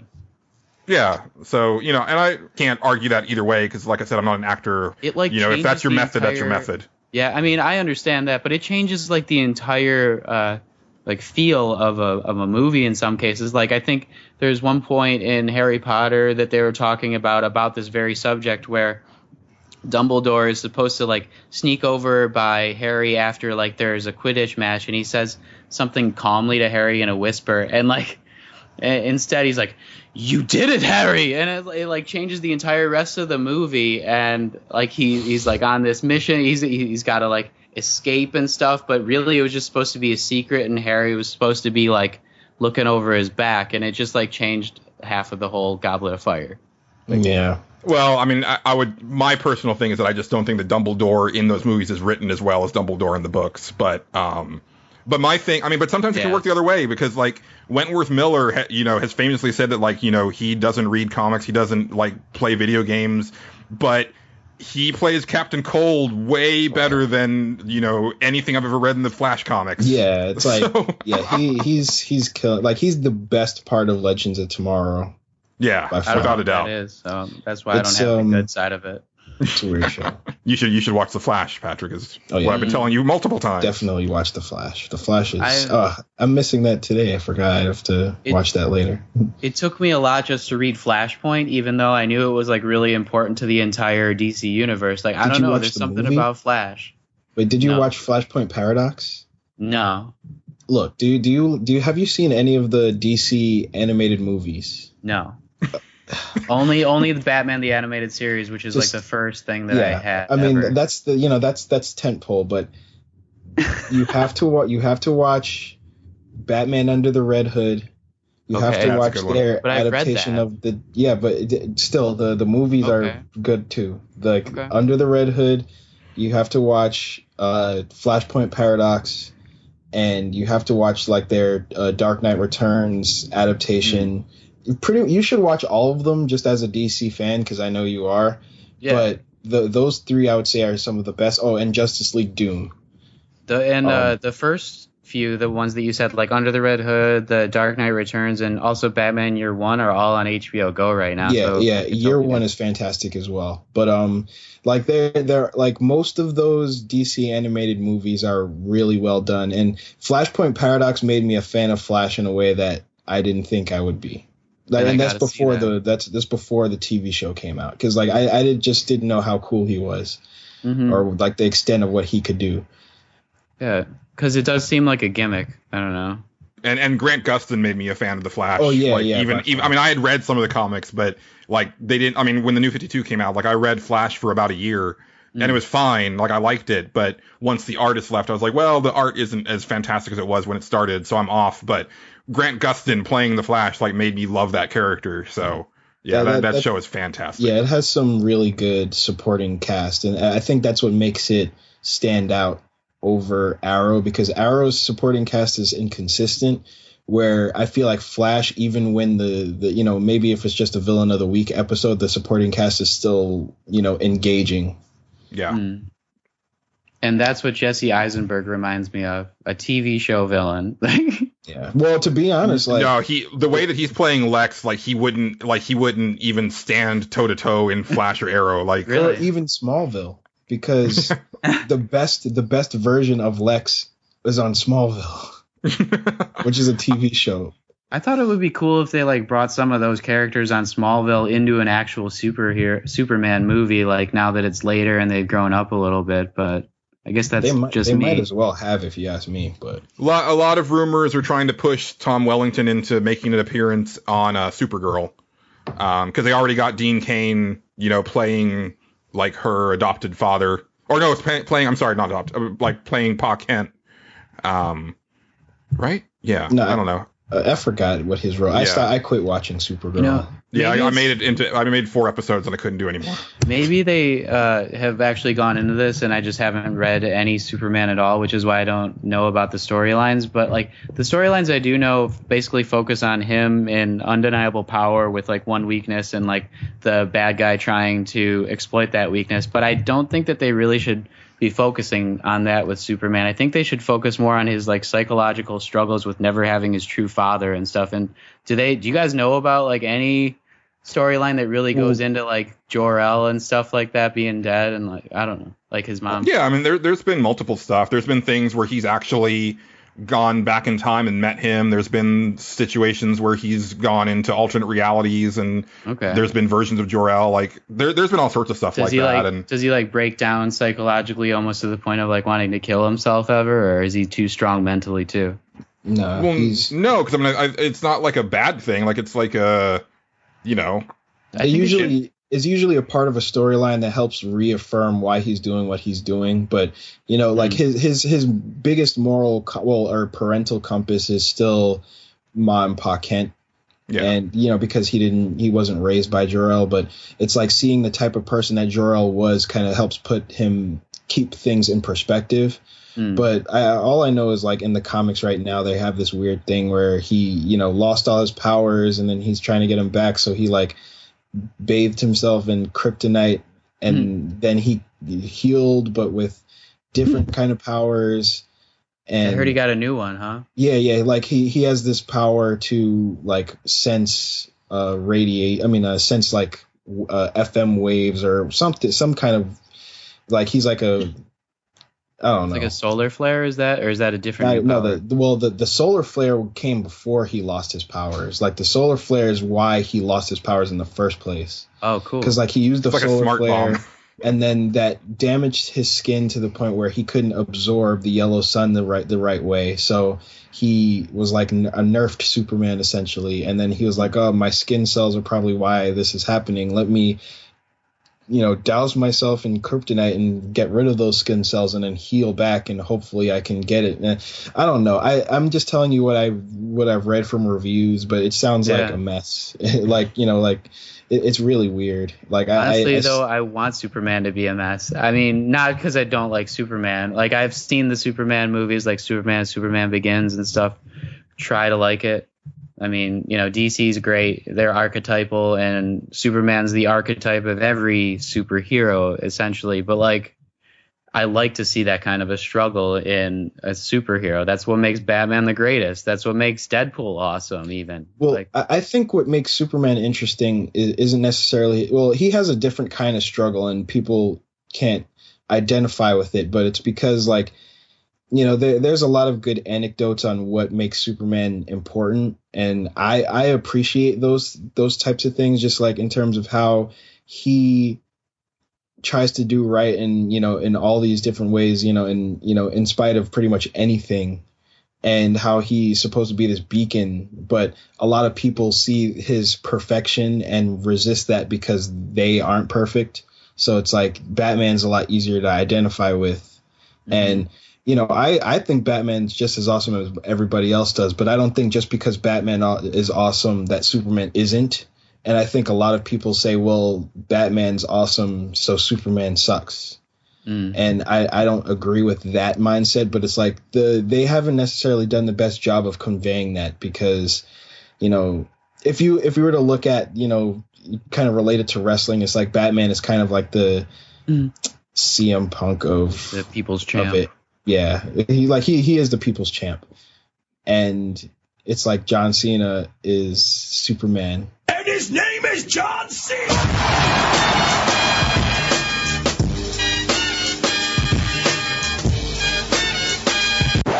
I hated John Cena too. It explains it all. But it's, you know, it's kind of it's the same kind of thing, you know. But you know. No, I like that reference. That's a good one. Now I understand myself. Yeah. But I mean, I don't necessarily, you know, John Cena. Well, the wrestling is a whole nother topic. We're not even. Yeah, we don't need to do that today. We can't open that can of whoop ass.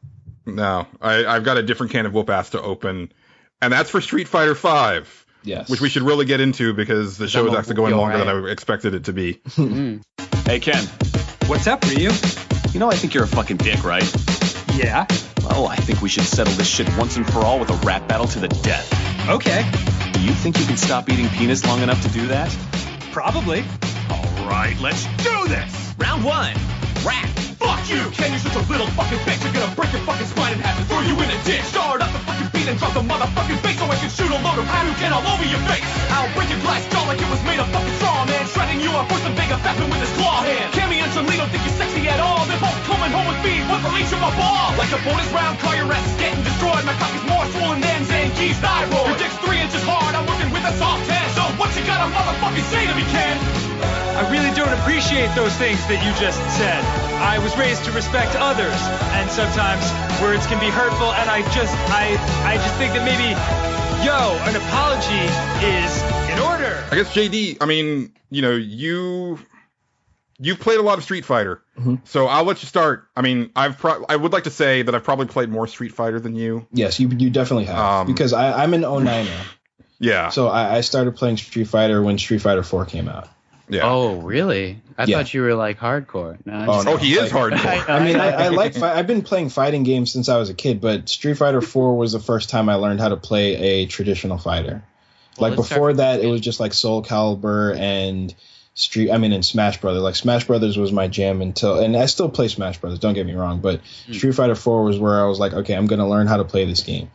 I mean, I find it amazing that Melee is still at EVO. Yeah, I mean, because Melee, I would say, is one of the top 3 most difficult fighting games to play, and it's like, it's not always the most fun to watch because it gets repetitive. Because once you've seen one higher level Melee match, you've generally seen them all, but it's still got legs and people support it. But yeah, Street Fighter. Yeah. So I don't know where to start with Street Fighter V because it's been a very weird process. But what I will say, and I think I don't know how you guys feel about it, but I think that playing the game is fantastic. Like the game play itself is really well done. I feel like it's a really balanced game. I like the cast. I pretty much like playing almost every character. The online play is really well done too. Like pretty much every match I've played has been virtually lagless. Like I can't think of one game I've played since the game came out where the match was laggy and to the point where I can criticize it for it. But man, the second match that I played was like a disaster. Oh really? I haven't had that problem either. Like I mean, I'm not gonna lie. Like where you have those matchmaking settings, I always put it to either 3 to 5 or 4 to 5, and that usually filters out the worst connections. But either way, even in that regard, like playing against friends or whatever, it's like whenever we get into the matches, it feels like I'm playing at home. But the problem I have with Street Fighter V is the shell casing around it. And some of the business decisions made when it comes to the just the presentation. And while I understand that Street Fighter V is kind of like a service where it's like they plan on putting out the game in one state and consistently adding to it, kind of like Splatoon, but I still feel like the state that they released the game the state that they released the game in is incomplete, and they're pretty much trying to bank on the fact that it's a brand that's going to sell it. And I don't necessarily agree with the way that they released it, because first of all, it's clear that the game is supposed to be released in like March or maybe even later. Because I feel like it should have come out in June. Yeah, because there's a lot of core features that like just from like matchmaking or like, oh, you can't have 8-player lobbies yet. And that's kind of stupid, and that's not going to be there till March. But so here's the most nitpicky kind of thing that I don't agree with it. I don't know how they released the game in the States. So when you're playing versus, when you're playing 1v1 in Street Fighter 4, or pretty much in any other fighting game, when you want to press start and press select character or go back to the character or stage select screen, you can do that as player 2. And in Street Fighter 5, only player 1 can do that. Damn. Now you might ask, well, what difference does that make? Well, when you're in a tournament setting and you're player 2, let's say, and you lose the match and you want to go back to the character select screen to think about the matchup or to possibly ponder selecting another character, you can't do that. You have to literally say, hey, player 1, can we go back to the character select screen because I need to think for a second. And even though that you can handle that just by talking to the guy next to you, it's still a hassle because and it gives away your strategy. Well, not only does it give away your strategy, but it's just like it breaks the experience in a way that wasn't broken before. And I don't know why they took that out. And a lot of players are clearly bringing that up to Capcom, and I feel like that's something that they're gonna patch and fix. Like I feel like Street Fighter 5 a year from now is gonna be a very different game, because if you look at vanilla Street Fighter 4 compared to Ultra Street Fighter 4, it is a very different game in terms of they revamped the online significantly. They added a lot of stuff to the game. They added a ton of characters, but I just want to say before we move on about like more features that suck. On the flip side, second player does have bouncier boobs. Yeah, they do. So because that thing that they said they're going to patch out of at E3 last year, they never did. They never fixed it, and it's just hilarious. They did on player 1.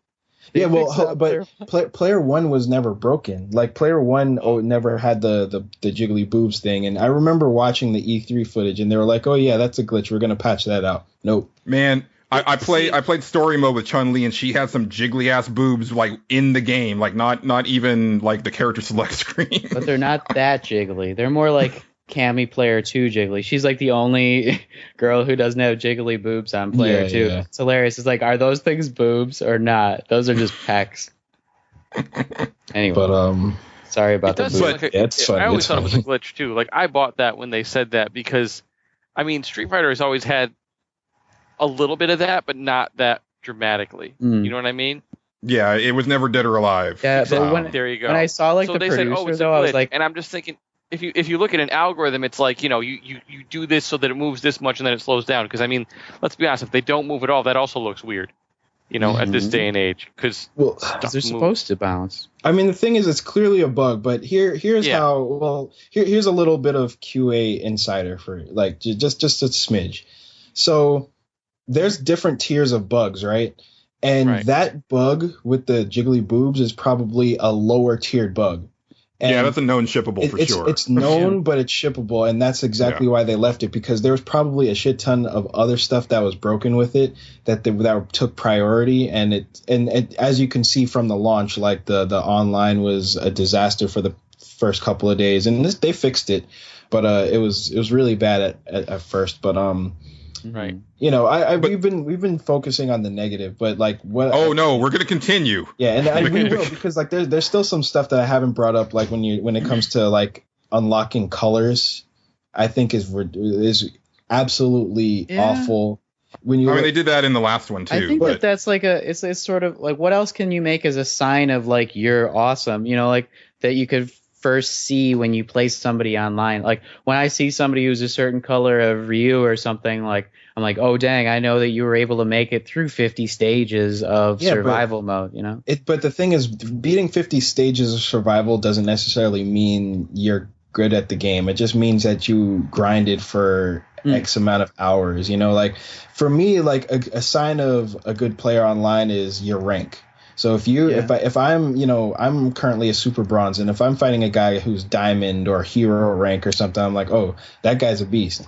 But if he has color 10, I'm just like, wow, he sat there for how many hours beating 50 people on survival. And it's like when I just beating normal survival, and not only is it that you have to do it with you have to do it with every character, and then if you have multiple costumes for that character, you have to do it for every costume God. So it's like I got the pre-order costume for Cammy. I didn't know that. So I did Cammy on normal with alternate costume, but I have color 1 through 6 for the alternate, but not for the base. So if I want to get the rest for base, I have to play normal Cammy with regular costume, and it's really dumb. And I'm like, what? In Street Fighter 4 to unlock the colors, all you had to do, well, first of all, the alternates already had all the colors unlocked, and then to get the all the colors for your regular costume, all you have to do is just play the character. And for me, something like a color shouldn't be that hard to unlock. Like, I could understand if you want a character to be hard to unlock, or if you want a stage to be, hard to unlock, or like if you have some secret, but a color, like that's just really annoying to me, but I have a feeling that they're going to charge money for it or something, or maybe they'll get smart and revamp it. But it's just one of those business practices that's a little shady to me. I don't know. About their business practices, though, like that's actually a reason I bought the game at launch, is because I wanted to support the way that DLC is being implemented. I think it's by far the best, and actually the only good game I think that has ever added DLC the way that they're doing. Like you don't ever have to pay for any other characters or anything else that they're going to put out in DLC if you use your fight money. Yeah. And they said that the threshold won't even be that high either. We'll see about that, but they said for sure, like, if you've beaten the single player story that they have right now in the vanilla version, you'll be able to get the first character, and like you could do that in an hour. I did it. And it's super true. Like right now, I have enough fight money to get 2 characters and then some. Just from doing the story mode and doing the easy survival with most of the characters and the normal survival. And every time you level up, you get 1,000 bonus. So it's like if you bring your character rank up, like there's different ways to get fight money, and I'm sure they're going to add ways, like they're going to add the trials and the challenges. So there'll be different ways. But I'm still a little scared because the dole out is still a little challenging, because like when you play ranked, you get 50 fight money for a win. In the beta, you used to get 10 fight money per loss and 50 per win. But they took it out so you don't even get 10 per loss anymore. You only get 50 per win. So you have to win. And then if you are trying to get a character or get enough fight money to get a character just by playing ranked, you have to play 2,000. You have to win 2,000 ranked matches in order to afford one character. Yeah. And I saw that too. Yeah, and I don't know if the average person will be able to do that. However, that's why they have all the side stuff. But I feel comfortable being able to buy the first 2 characters already, and I have only had the game for about a week. But how easy is it going to be to regain that? Or, how much will the challenges give you? How much will the trials give you? How quickly will I be ranking up? And how much time will I have to play ranked to earn a decent amount of fight money from that? And that's where I start to get scared.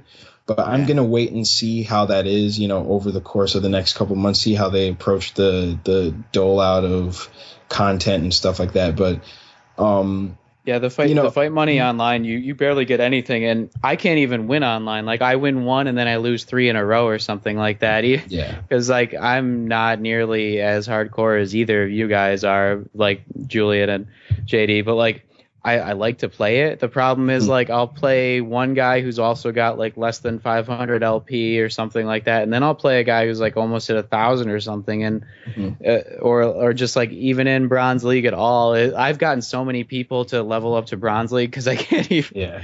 Well, I mean, those guys. Like. Yeah, like they recently fixed the matchmaking, so you should only play against people that are about your league point level. So it should be a little bit more balanced. But then, at the beginning, you're going to have a lot of bad players, but then you're going to have a lot of players who are really good, who are just making their way up the ranks. So they might be, a bronze, but their, actual skill is, a tournament level player. So it's like, they're just making their way up the rank at that time. But eventually it'll even out to, where when you're fighting someone that's level 500, it's because they're around your skill level. Yeah, but the biggest issue is something you were hinting at, which is like you don't get enough from winning online. You should get a lot more for something like that because it's a lot harder than winning in the story. And I've won in the story mode or survival mode a lot, so I've got like a Ryu or I don't know if it's me or Ryu who's like level 17. And I'm playing against these like level 1 Ryus who got like more LP online and stuff, but like it's because they only play online. Yeah, because like if they haven't played any of the story content, their Ryu level will still be level 1, but they're still gonna have, you know, the skill just from knowing the game or only playing online. Like, you know, just playing online. Like I was watching a stream of a pro player the other day, and he only played online. He hadn't played any single player or survival, and he had about 35K fight money. But just from doing the story and survival, you get like 200K. So it's like you see the difference. You know, it's kind of crazy. You know, I'm curious to see how they'll fix that up. But I mean, like there's squabble. You know? Yeah. Like, I mean, like it doesn't hurt. It doesn't kill my experience, but it makes me concerned about what went on behind the scenes leading up to this point, because all the problems that I have are things that I feel like they will address just based on how Street Fighter 4 went. But it's like, how do you release a fighting game in 2016 in that state and expect nobody to have a problem with it? And like, even like the most fundamental thing, like rage quitters, like Capcom's been dealing with the rage quitter problem since Street Fighter 4, since Marvel vs. Capcom. Other fighting games have dealt with it in their way, like Mortal Kombat with the quitality stuff, and Killer Instinct with it. They have a whole system that filters out players from rage quitters from, you know, players who actually play. And Street Fighter 5 only punishes the person who decided to stay, because the rage quitter doesn't get any penalty, but the person who stayed doesn't get the fight money. The match doesn't count towards their rank at all. Yeah. It just counts as an error. That happened to me twice already. Yeah, and I'm like, so you're telling me I won 3 matches back to back and I don't get any fight money for that, and it doesn't count towards anything, but I played the match, but the other person decided to quit. And it's like, you're telling me that you released a fighting game in 2016 with no answer to that. And so, and I feel like, you know, it's clearly like a different team that worked on this game than Street Fighter 4. But I mean, like, if the game wasn't ready, then delay it a year. Like I would have waited another year. And I know certain people didn't want to wait the year, but you know, like these are things around the gameplay experience. And I know I might sound like I don't like the game, and you know, I have issues with the game, fundamental issues with the game, but playing the game against my friends, playing it like in general is really good. Like, yeah, like I didn't understand how much I didn't actually like the mechanics of Street Fighter 4 until I played Street Fighter 5, just because like these ones seem just a little bit deeper to me, and there's like more ways that you can win with like the V reversals or V trigger, and the V trigger changing a lot of the regular attacks for people like Nikali and stuff. Like Nikali even has a second super that you could do, and I like how it's not as based on those supers in general. It's more based on like, I don't know, being good at the fundamental moves that they have, and a lot on footsies, which is just like the major mechanic in the game to start off with. Like if you've ever watched a video by Gutex or something, he doesn't tell you about any of like the combos or something like that. What you really need to know is like, you know, crouching kicks and stuff like that cancel into a Hadouken, or you need to be able to do some sort of bread and butter combo like that is like 3 buttons or something, or just be able to throw. Like throwing in general is a good thing, and that's something that I didn't really feel like doing that much on 4. I didn't play it as much either, because I used to get really angry with like throwing a Hadouken, and I thought that it was a Hadouken and I wouldn't be responsive. But that's the best thing about 5, I think, is even the DualShock controller to me is just so much more responsive than it was in the last generation, that I'm like, dang, I actually can do some of this stuff. And I thought that I was just like not good at a game, but it was really a Wi-Fi controller that wasn't responding so well. Like I love it so much more because I see so much more of what I want to happen on screen at an early stage. Right. Yeah, like they implemented something in Street Fighter V that makes it so the inputs are more lenient, and in general, it's easier to execute things. So in taking down the barrier to execute, it makes it more about, so you're not thinking about, can I do this move? It's like, okay, now I can do this move, so how do I implement it? And that's what Street Fighter V seems to be about right now. And, so some players are a little worried that the game is too easy. So it's like, now then it's going to make it so the good players just get better because their fundamentals are on such a high level that they're never going to drop a combo. So they're just going to, continue to keep outsmarting everybody. But I don't necessarily look at it that way. I just look at it in terms of, well, they're going to be at a certain level, and other players will be able to get to that level because they'll be able to keep getting better. And then eventually they're going to change up the game. And I'm sure that, that once they do their season 2, update, the patch for next year, they're going to, rebalance the game and add certain things to it. And they're going to keep doing that over the course of the game. But, I like the strategy that they're going with right now. And like the small cast makes it so it's not hard to learn matchups. And there's, pretty much every character caters to a different type of player. Like, I don't feel like one character feels too similar to the next. Like, even, Ken is so much more different from Ryu in this game. Oh, I love that. Funny. And, yeah. There's no like shadow characters, it seems like, and a lot of them don't require as much charging as they used to. So yeah, charging is lenient. Yeah. Mm-hmm. And there's less charge character. Like, there's only one pure charge character in the game, which is Fang, and he's arguably the most controversial character in terms of he's one of the hardest characters to use. Like, you'll probably never see him online. If you do, it's a regular crazy guy, but I don't know.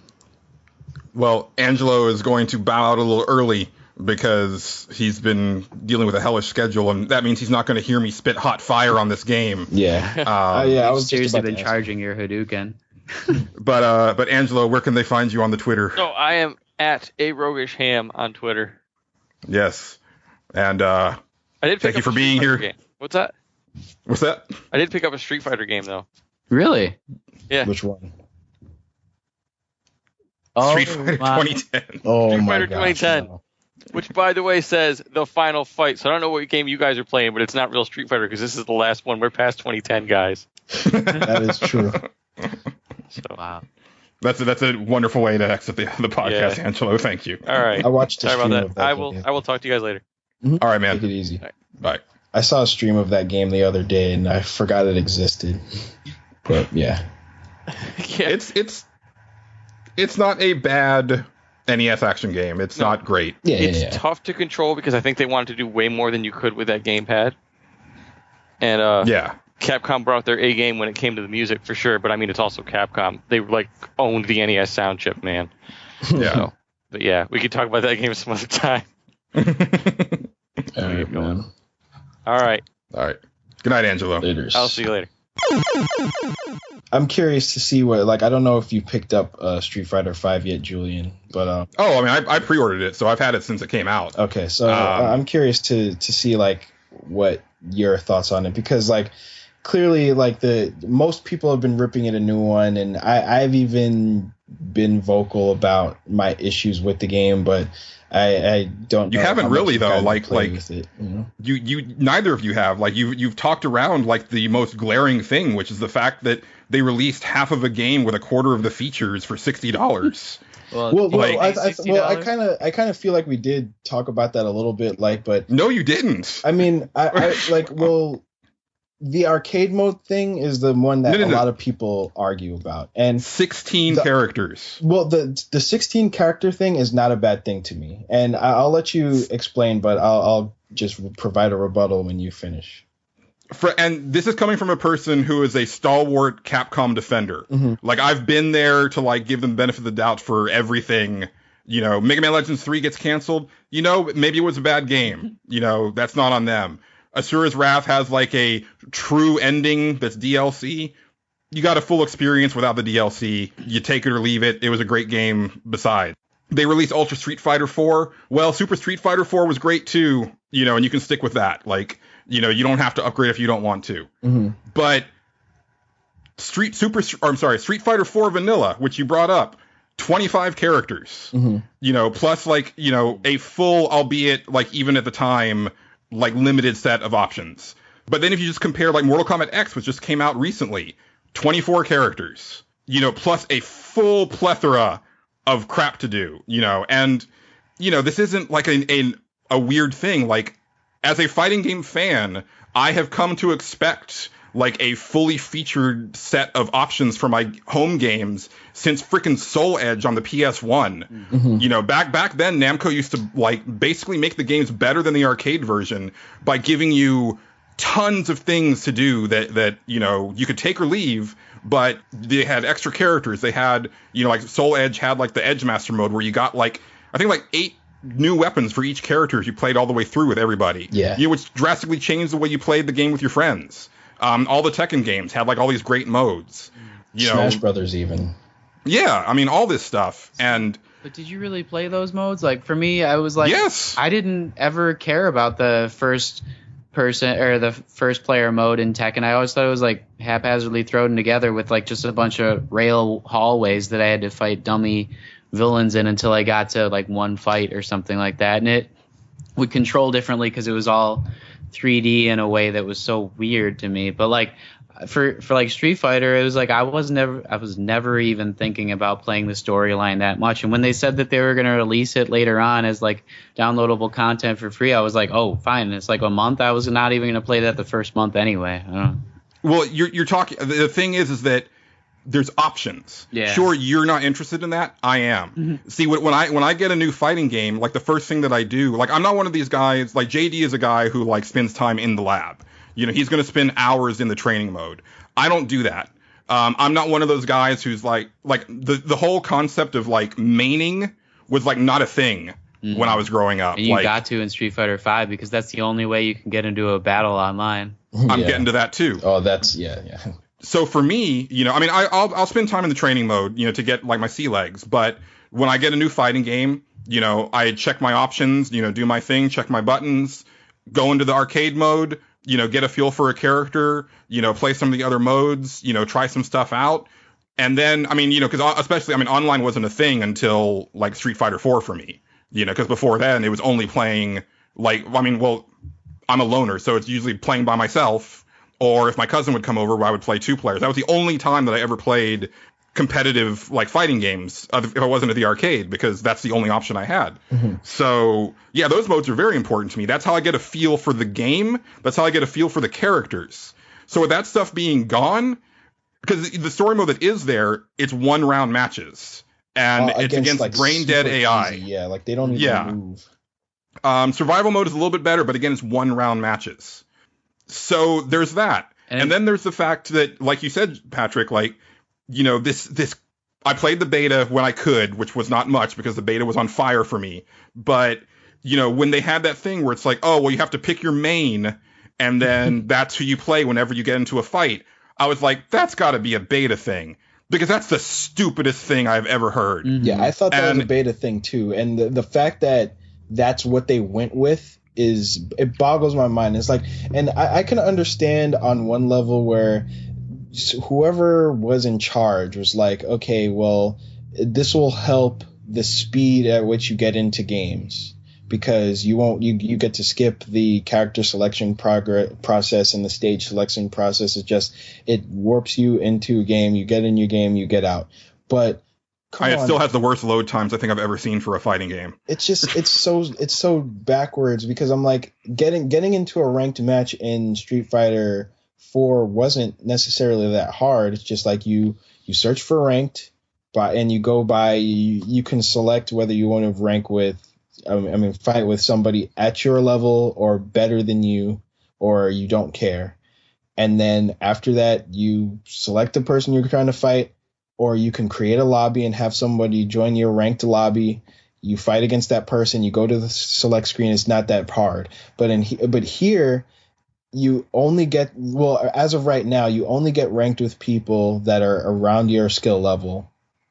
You don't get to choose your character. You don't get to choose a stage, and that, sure, the connections are fine and stuff like that, and you can filter the connection strengths and stuff, but I don't see what the benefit of not being able to pick your character is. Like, okay, I get if they don't want you to pick a stage, but it's like going into a ranked match, like selecting your character is a thing where, you don't, like, I main Chun-Li, but I don't always want to play Chun-Li. I want to play, sometimes I want to play Cammy, and yes, I can go into the menu and just pick Cammy, but it's like sometimes I don't make up that decision on the fly. So here it's like you're making a commitment to saying, I'm going to be playing these next few matches as Chun-Li because I only, because that's who I selected, and I'm going to play 5 matches with Chun, and I'm going to switch to Cammy next, and then I'm going to switch to Laura or whatever.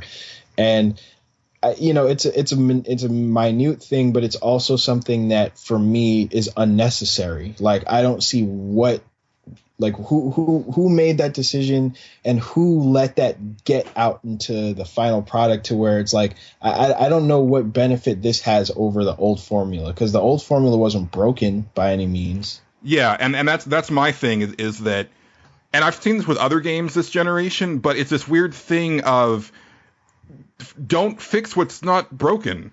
Don't throw stuff out just because it's a new game. Like, they got things right with Street Fighter IV, so just add to that. Now I can see a situation where if you're Daigo, and you're just going to main Ryu all the time, then make that an option to where, if you get ranked up if you get paired up with other people who have also picked that option, then sure, you skip the character select screen and you go straight into your match. You still got to sit through an atrocious load time, but at least you don't have to go to the character select screen first.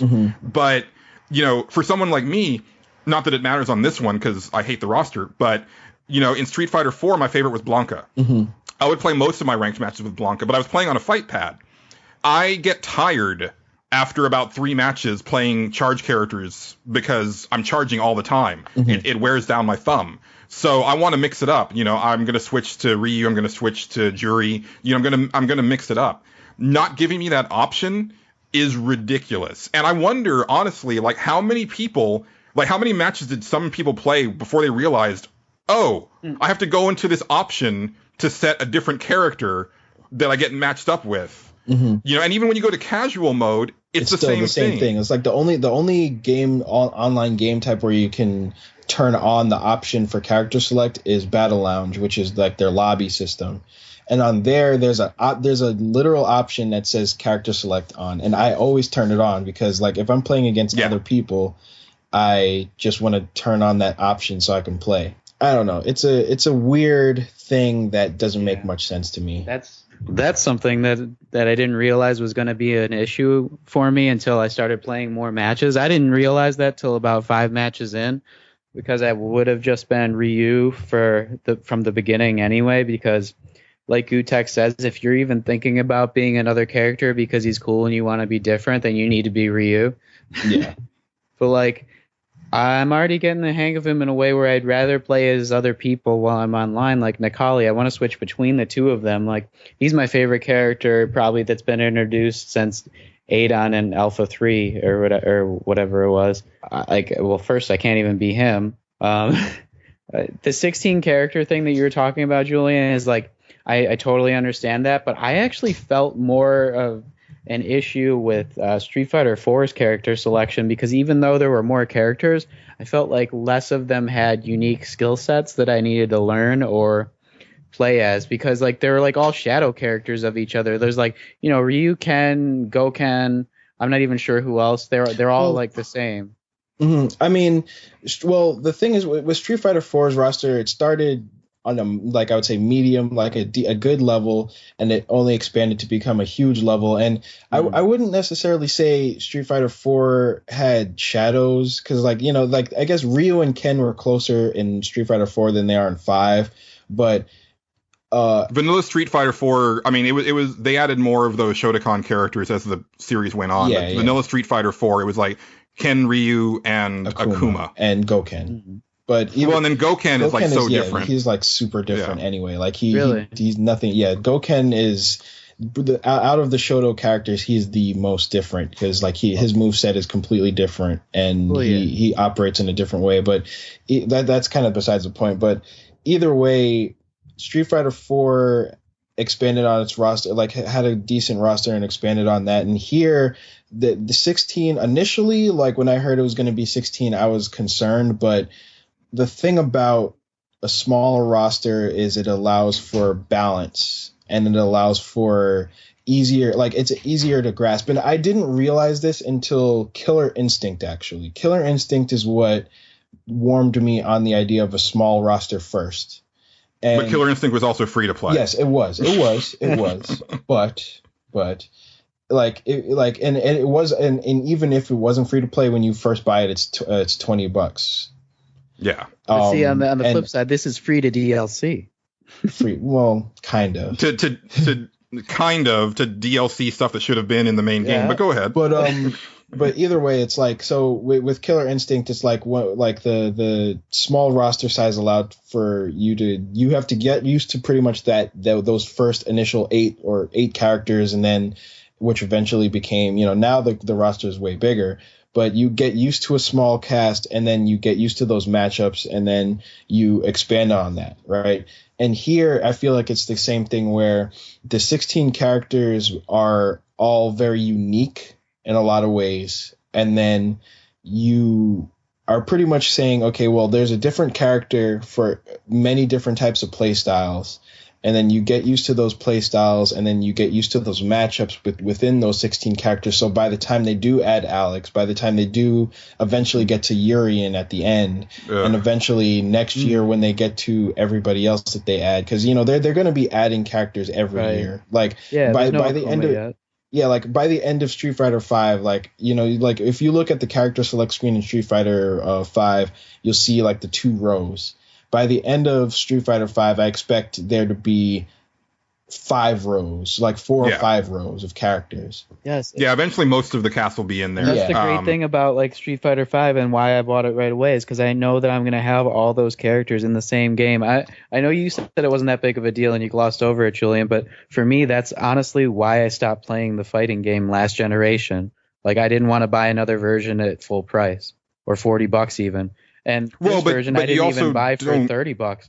I got but you didn't have to do that, Patrick. You could buy the extra stuff as DLC. Well, the only one you had to buy, the only one that was mandatory was Super. Super was mandatory. But yeah, that's true because it didn't have the hooks in it yet, and that's more of just last gen stuff because they were trying to figure that stuff out. Yeah, but after Super Street Fighter 4, like I had everything up to Ultra on Super, but yeah, like the thing is they didn't do a good job of explaining that to most people, and I didn't even know that. Yeah, like the only reason I knew that is because like by the time Super came out, I had started to get my that's the game that got the hooks in me really. Right. But I think that's when I got my arcade stick also. But it was like yeah. And the thing is, sorry. Well, I mean, we need to wrap up, but and the thing is that like I could forgive most of that stuff. I mean, it irks me, but like this is just kind of modern video games in the sense that like we're getting less and paying more. And at some point you just have to like decide, well, do I want this when it comes out or do I want to wait until it drops in price and buy the game that it should have been when it came out? Now for me, it was Street Fighter. I'm a Street Fighter fan. I got excited about getting this when I got the stick and I'm going to practice with it and everything.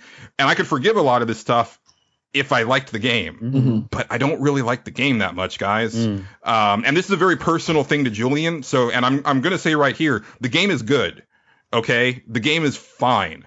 But for me personally, I don't like the feel of it. It feels very much like Street Fighter 3 to me, and it feels slow and it feels over animated. In a way that, I can get used to it, just like I got used to Street Fighter 3, but it doesn't hit that sweet spot for me that like the Alpha games did or like Street Fighter 4 did, and those are my 2 favorite Street Fighter games, is Alpha 3, Super Street Fighter 4.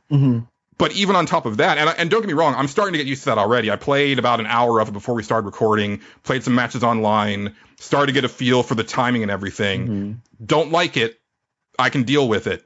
But I'm looking at this roster, and I'm like, there's nobody on here that I want to use. Yeah. Yeah, like that's definitely a thing, because like while the game suits many different play styles, I don't think that it suits everybody. Like I saw a tweet from a pro player today where he said that, you know, none of the characters necessarily were clicking with him yet, and I could definitely see that thing. Now for me, like, it's a unique spot where the characters that I played the most at the tail end of Street Fighter 4 were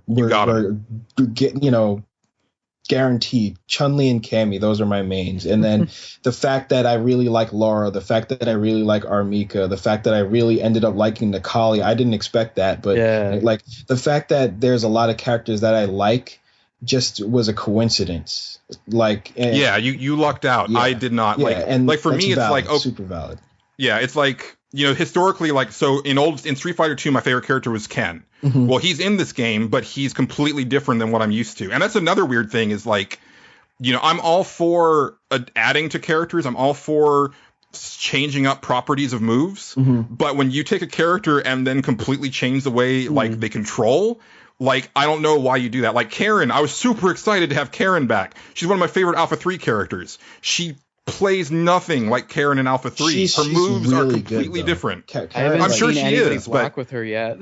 I'm sure she is, but like I get in there and I'm like, okay, I can't do anything with her, like, you know, that I used to. And you know, again, I can get used to that. But it's like, okay, so Ken's completely different. Ryu, he's tried and true.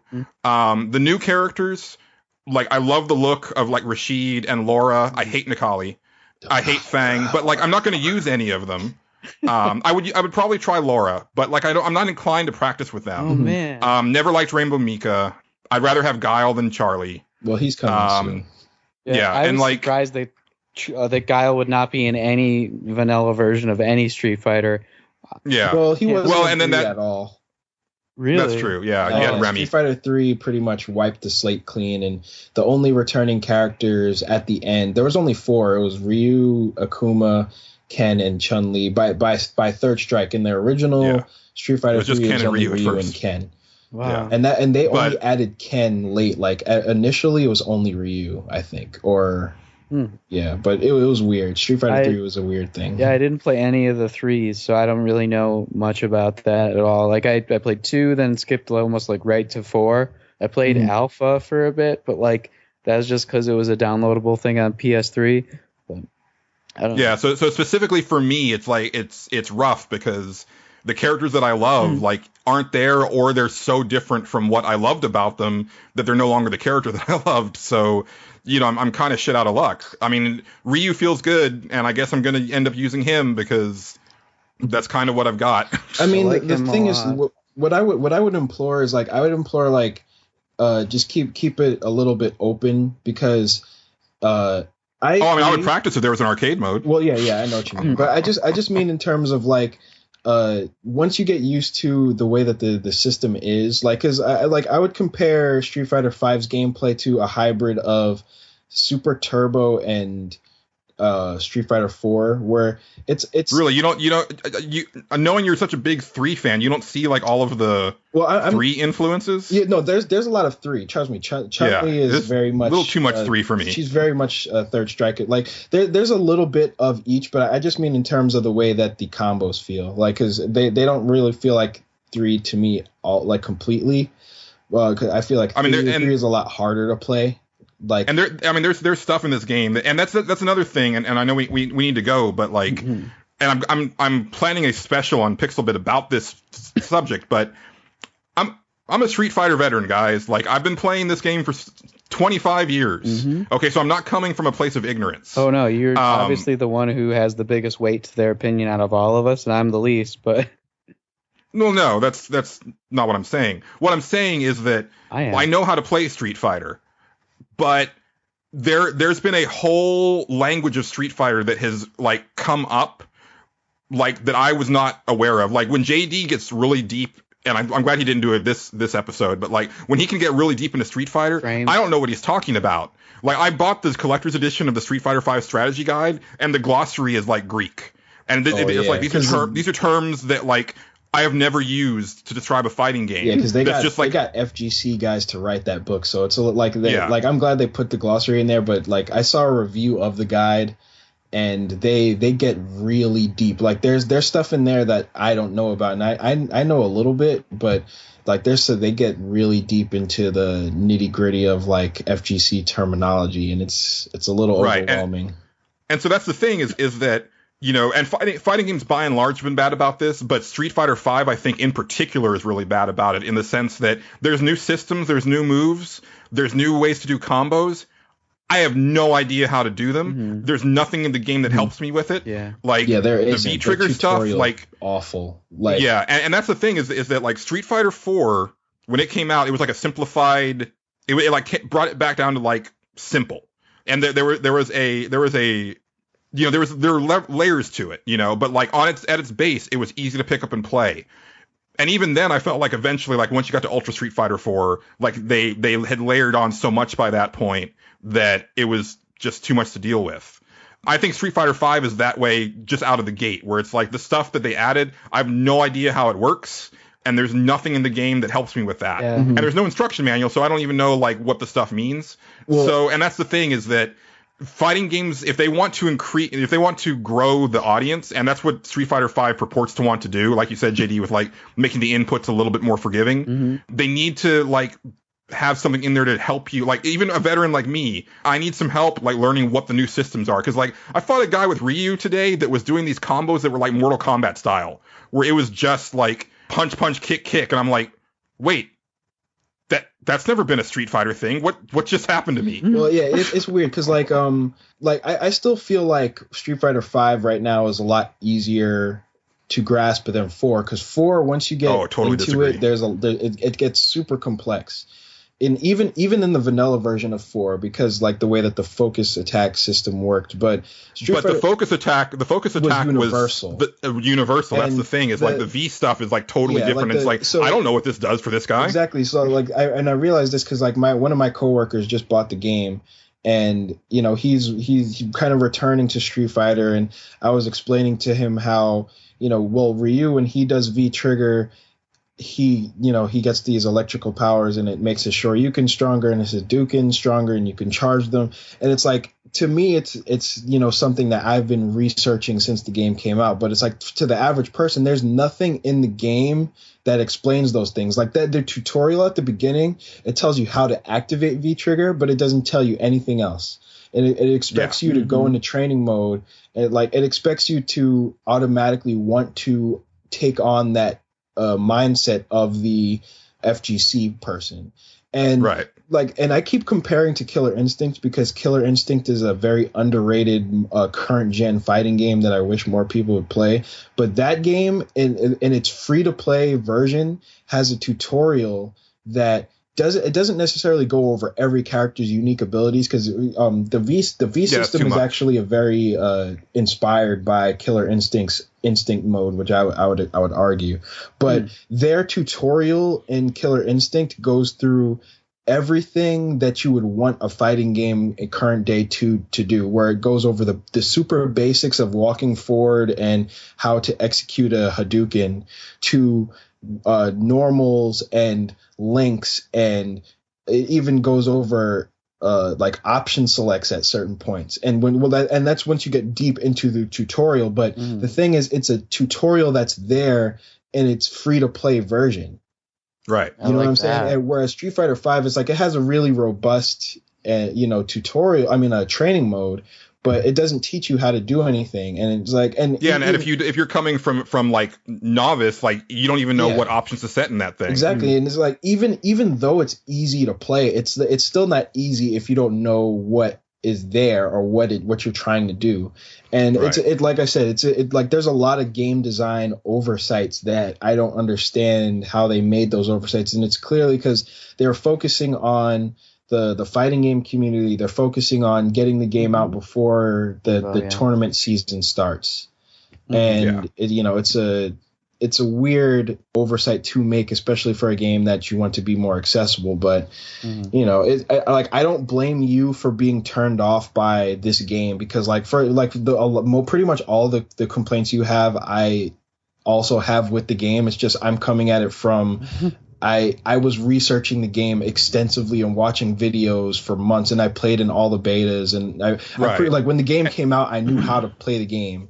Essentially. Well, and again, like you said, you also had like your favorite characters to begin with, where it's like, mine, if they come, are going to be like way down the line. Mm-hmm. And I know Jury is like one of the first announced DLC characters, and she was one of my favorite Street Fighter 4 characters. But based on what I've played of 5, she may be a completely different character when they're done with her. Mm-hmm. So I feel like I might not like her anymore. I feel like I'm one of the casual players that Capcom has just recently roped in, though, with like the more lax inputs, because I feel like it can do a lot more from the get-go, because I don't have those preconceived notions of what a character is supposed to be so much, except like that they charge more. And it's been probably 5 years since I really played Street Fighter 4 anyway, and I did play the vanilla version versus the super one, so that's why I had that kind of idea. But like for this, it's like, even if I'm not linking a move, I'm almost linking a move, and it feels like I'm like on the cusp of really knowing how to use them. But you also learned a lot of that stuff from watching Gutex on YouTube. Right, like but I've only watched like 3 videos on YouTube, and that's the other thing I almost forgot to mention, which is like they package a 1-month free subscription to like watching stuff on what's the channel called? Twitch, Capcom Fighters. Like they stream a lot of tournaments and stuff from there. Okay, I didn't use it yet, but maybe that'll help. Yeah, I mean, well, it just helps get the extra emoticons and stuff. But I was actually gonna say like I'm glad that you're getting into it, because like, you are their target audience, just they're not getting to all of you successfully.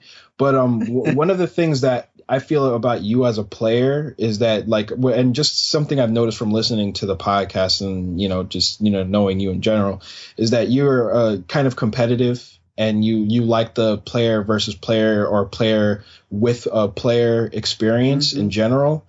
And you're the type of person that you see Street Fighter and you want to get into it, so you're going to go out of your way to learn at any cost. Yeah.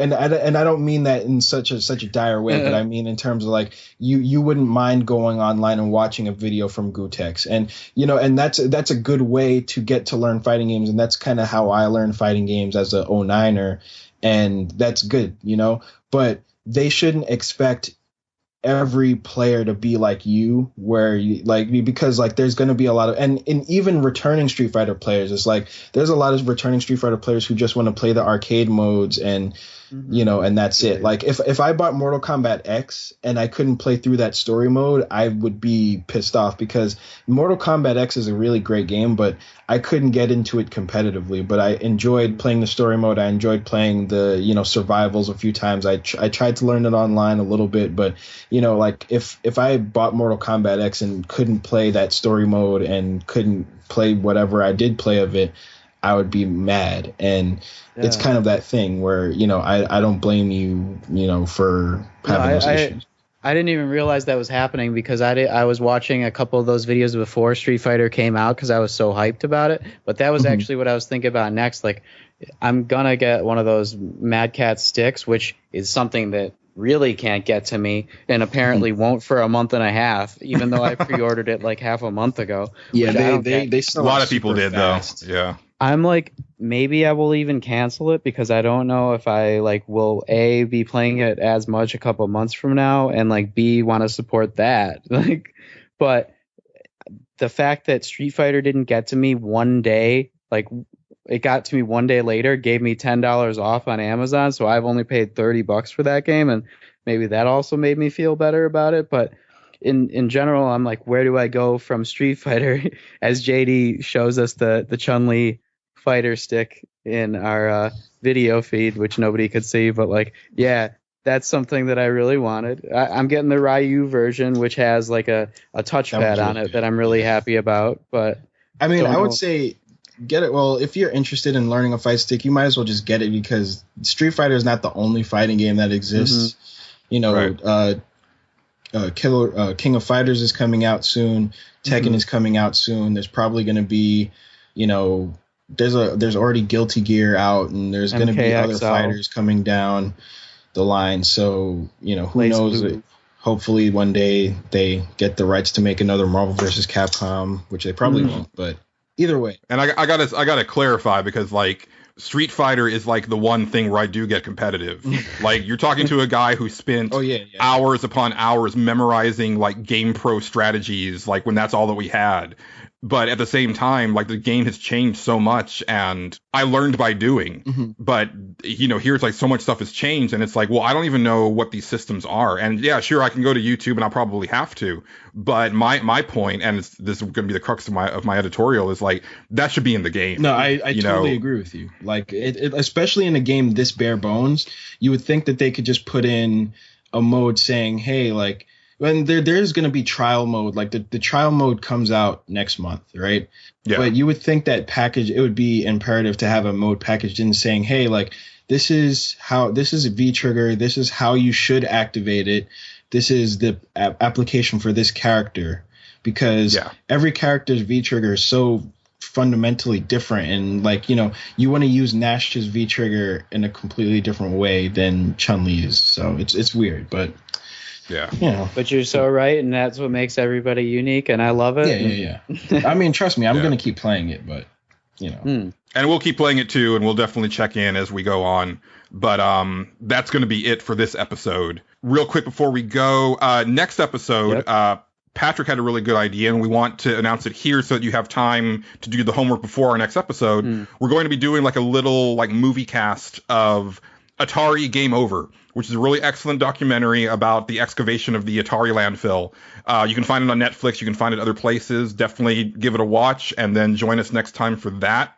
Also, I'm going to start reading out our ratings from iTunes, because Patrick and Angelo, I don't think they've gotten to see them. And I think it's a really good way to encourage people to rate and review us on iTunes. So, you know, maybe you want to go ahead and do that, rate us on iTunes, and then, you know, maybe get yours read on the next episode. And let's make it like those gummy bears on Amazon reviews, because like those are hilarious. Let's just really go for it. Like Haribo gummy bears? Let's do that. Or the sugar-free ones. Or maybe the reviews for when, you know, after Mad Max came out, when they were selling the spray paint. Those reviews there you were go. Fantastic. Those were great. Yeah. Hopefully you thought this episode was great, and you give us a good review, and you witness us as we head into Valhalla. But I was going to say that. You can find us on Twitter. JD. I'm at a myth known as JD. Patrick. At some boss. You can find me at Julian_Titus, and you can find the podcast at NWPcast. And as always, for myself, Patrick, Angelo, who's in bed now, and JD, thanks for listening, and keep it pantsless, Internet. Goodbye. Bye-bye. I was in bed this whole time.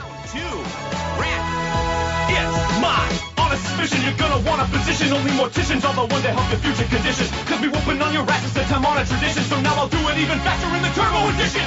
Watch your back, bitch, I'm gonna make you scream. My dick shoots farther than the Arnold doll scene. Just like Sagat's chest, you're gonna need a skin graft. Now please enjoy the tart, tangy taste of my shaft. My rhymes are fat like the Sumo E Honda. I'm the king of dick jungle with my giant anaconda. Hard as machine, you beat your ass with the down. So what you gotta motherfucking say to me now? Alright, two can play at this game, dick penis man. Can you lose to me in a rap battle? Sure you can. Hadouken! You have proven that you are the best. You have Hadoukened a giant hole in my chest. Hey, you did it. You rhymed on beat. Oh, yeah. Cool. Yeah, great job, man. Thanate you so much. I knew you could do it. I appreciate it.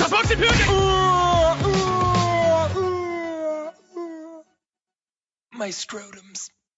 Listen up, Lord Michaels. SNL took my fucking life of Pablo out without asking. Now I'm cool. That and Rick Taylor, fake ass.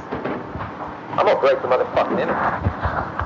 It's 7 years since X-Men Origins. Fuck this shit. I got the biggest rated R movie of all time. Are they fucking crazy? I'm 50% more influential than MC Hammer, Apostle Judas Iscariot, the Kia Sorrento, 10% more influential than Barbara Bush, the Muppets, Bob Newhart, 60% more influential than the iPhone 5, Shredded Cheese, and Dr. Ruth, 7% less influential than the Urban Dictionary. Don't fuck with me. Don't fuck with me. Dead or alive, 3% more than Wolverine. Yeah.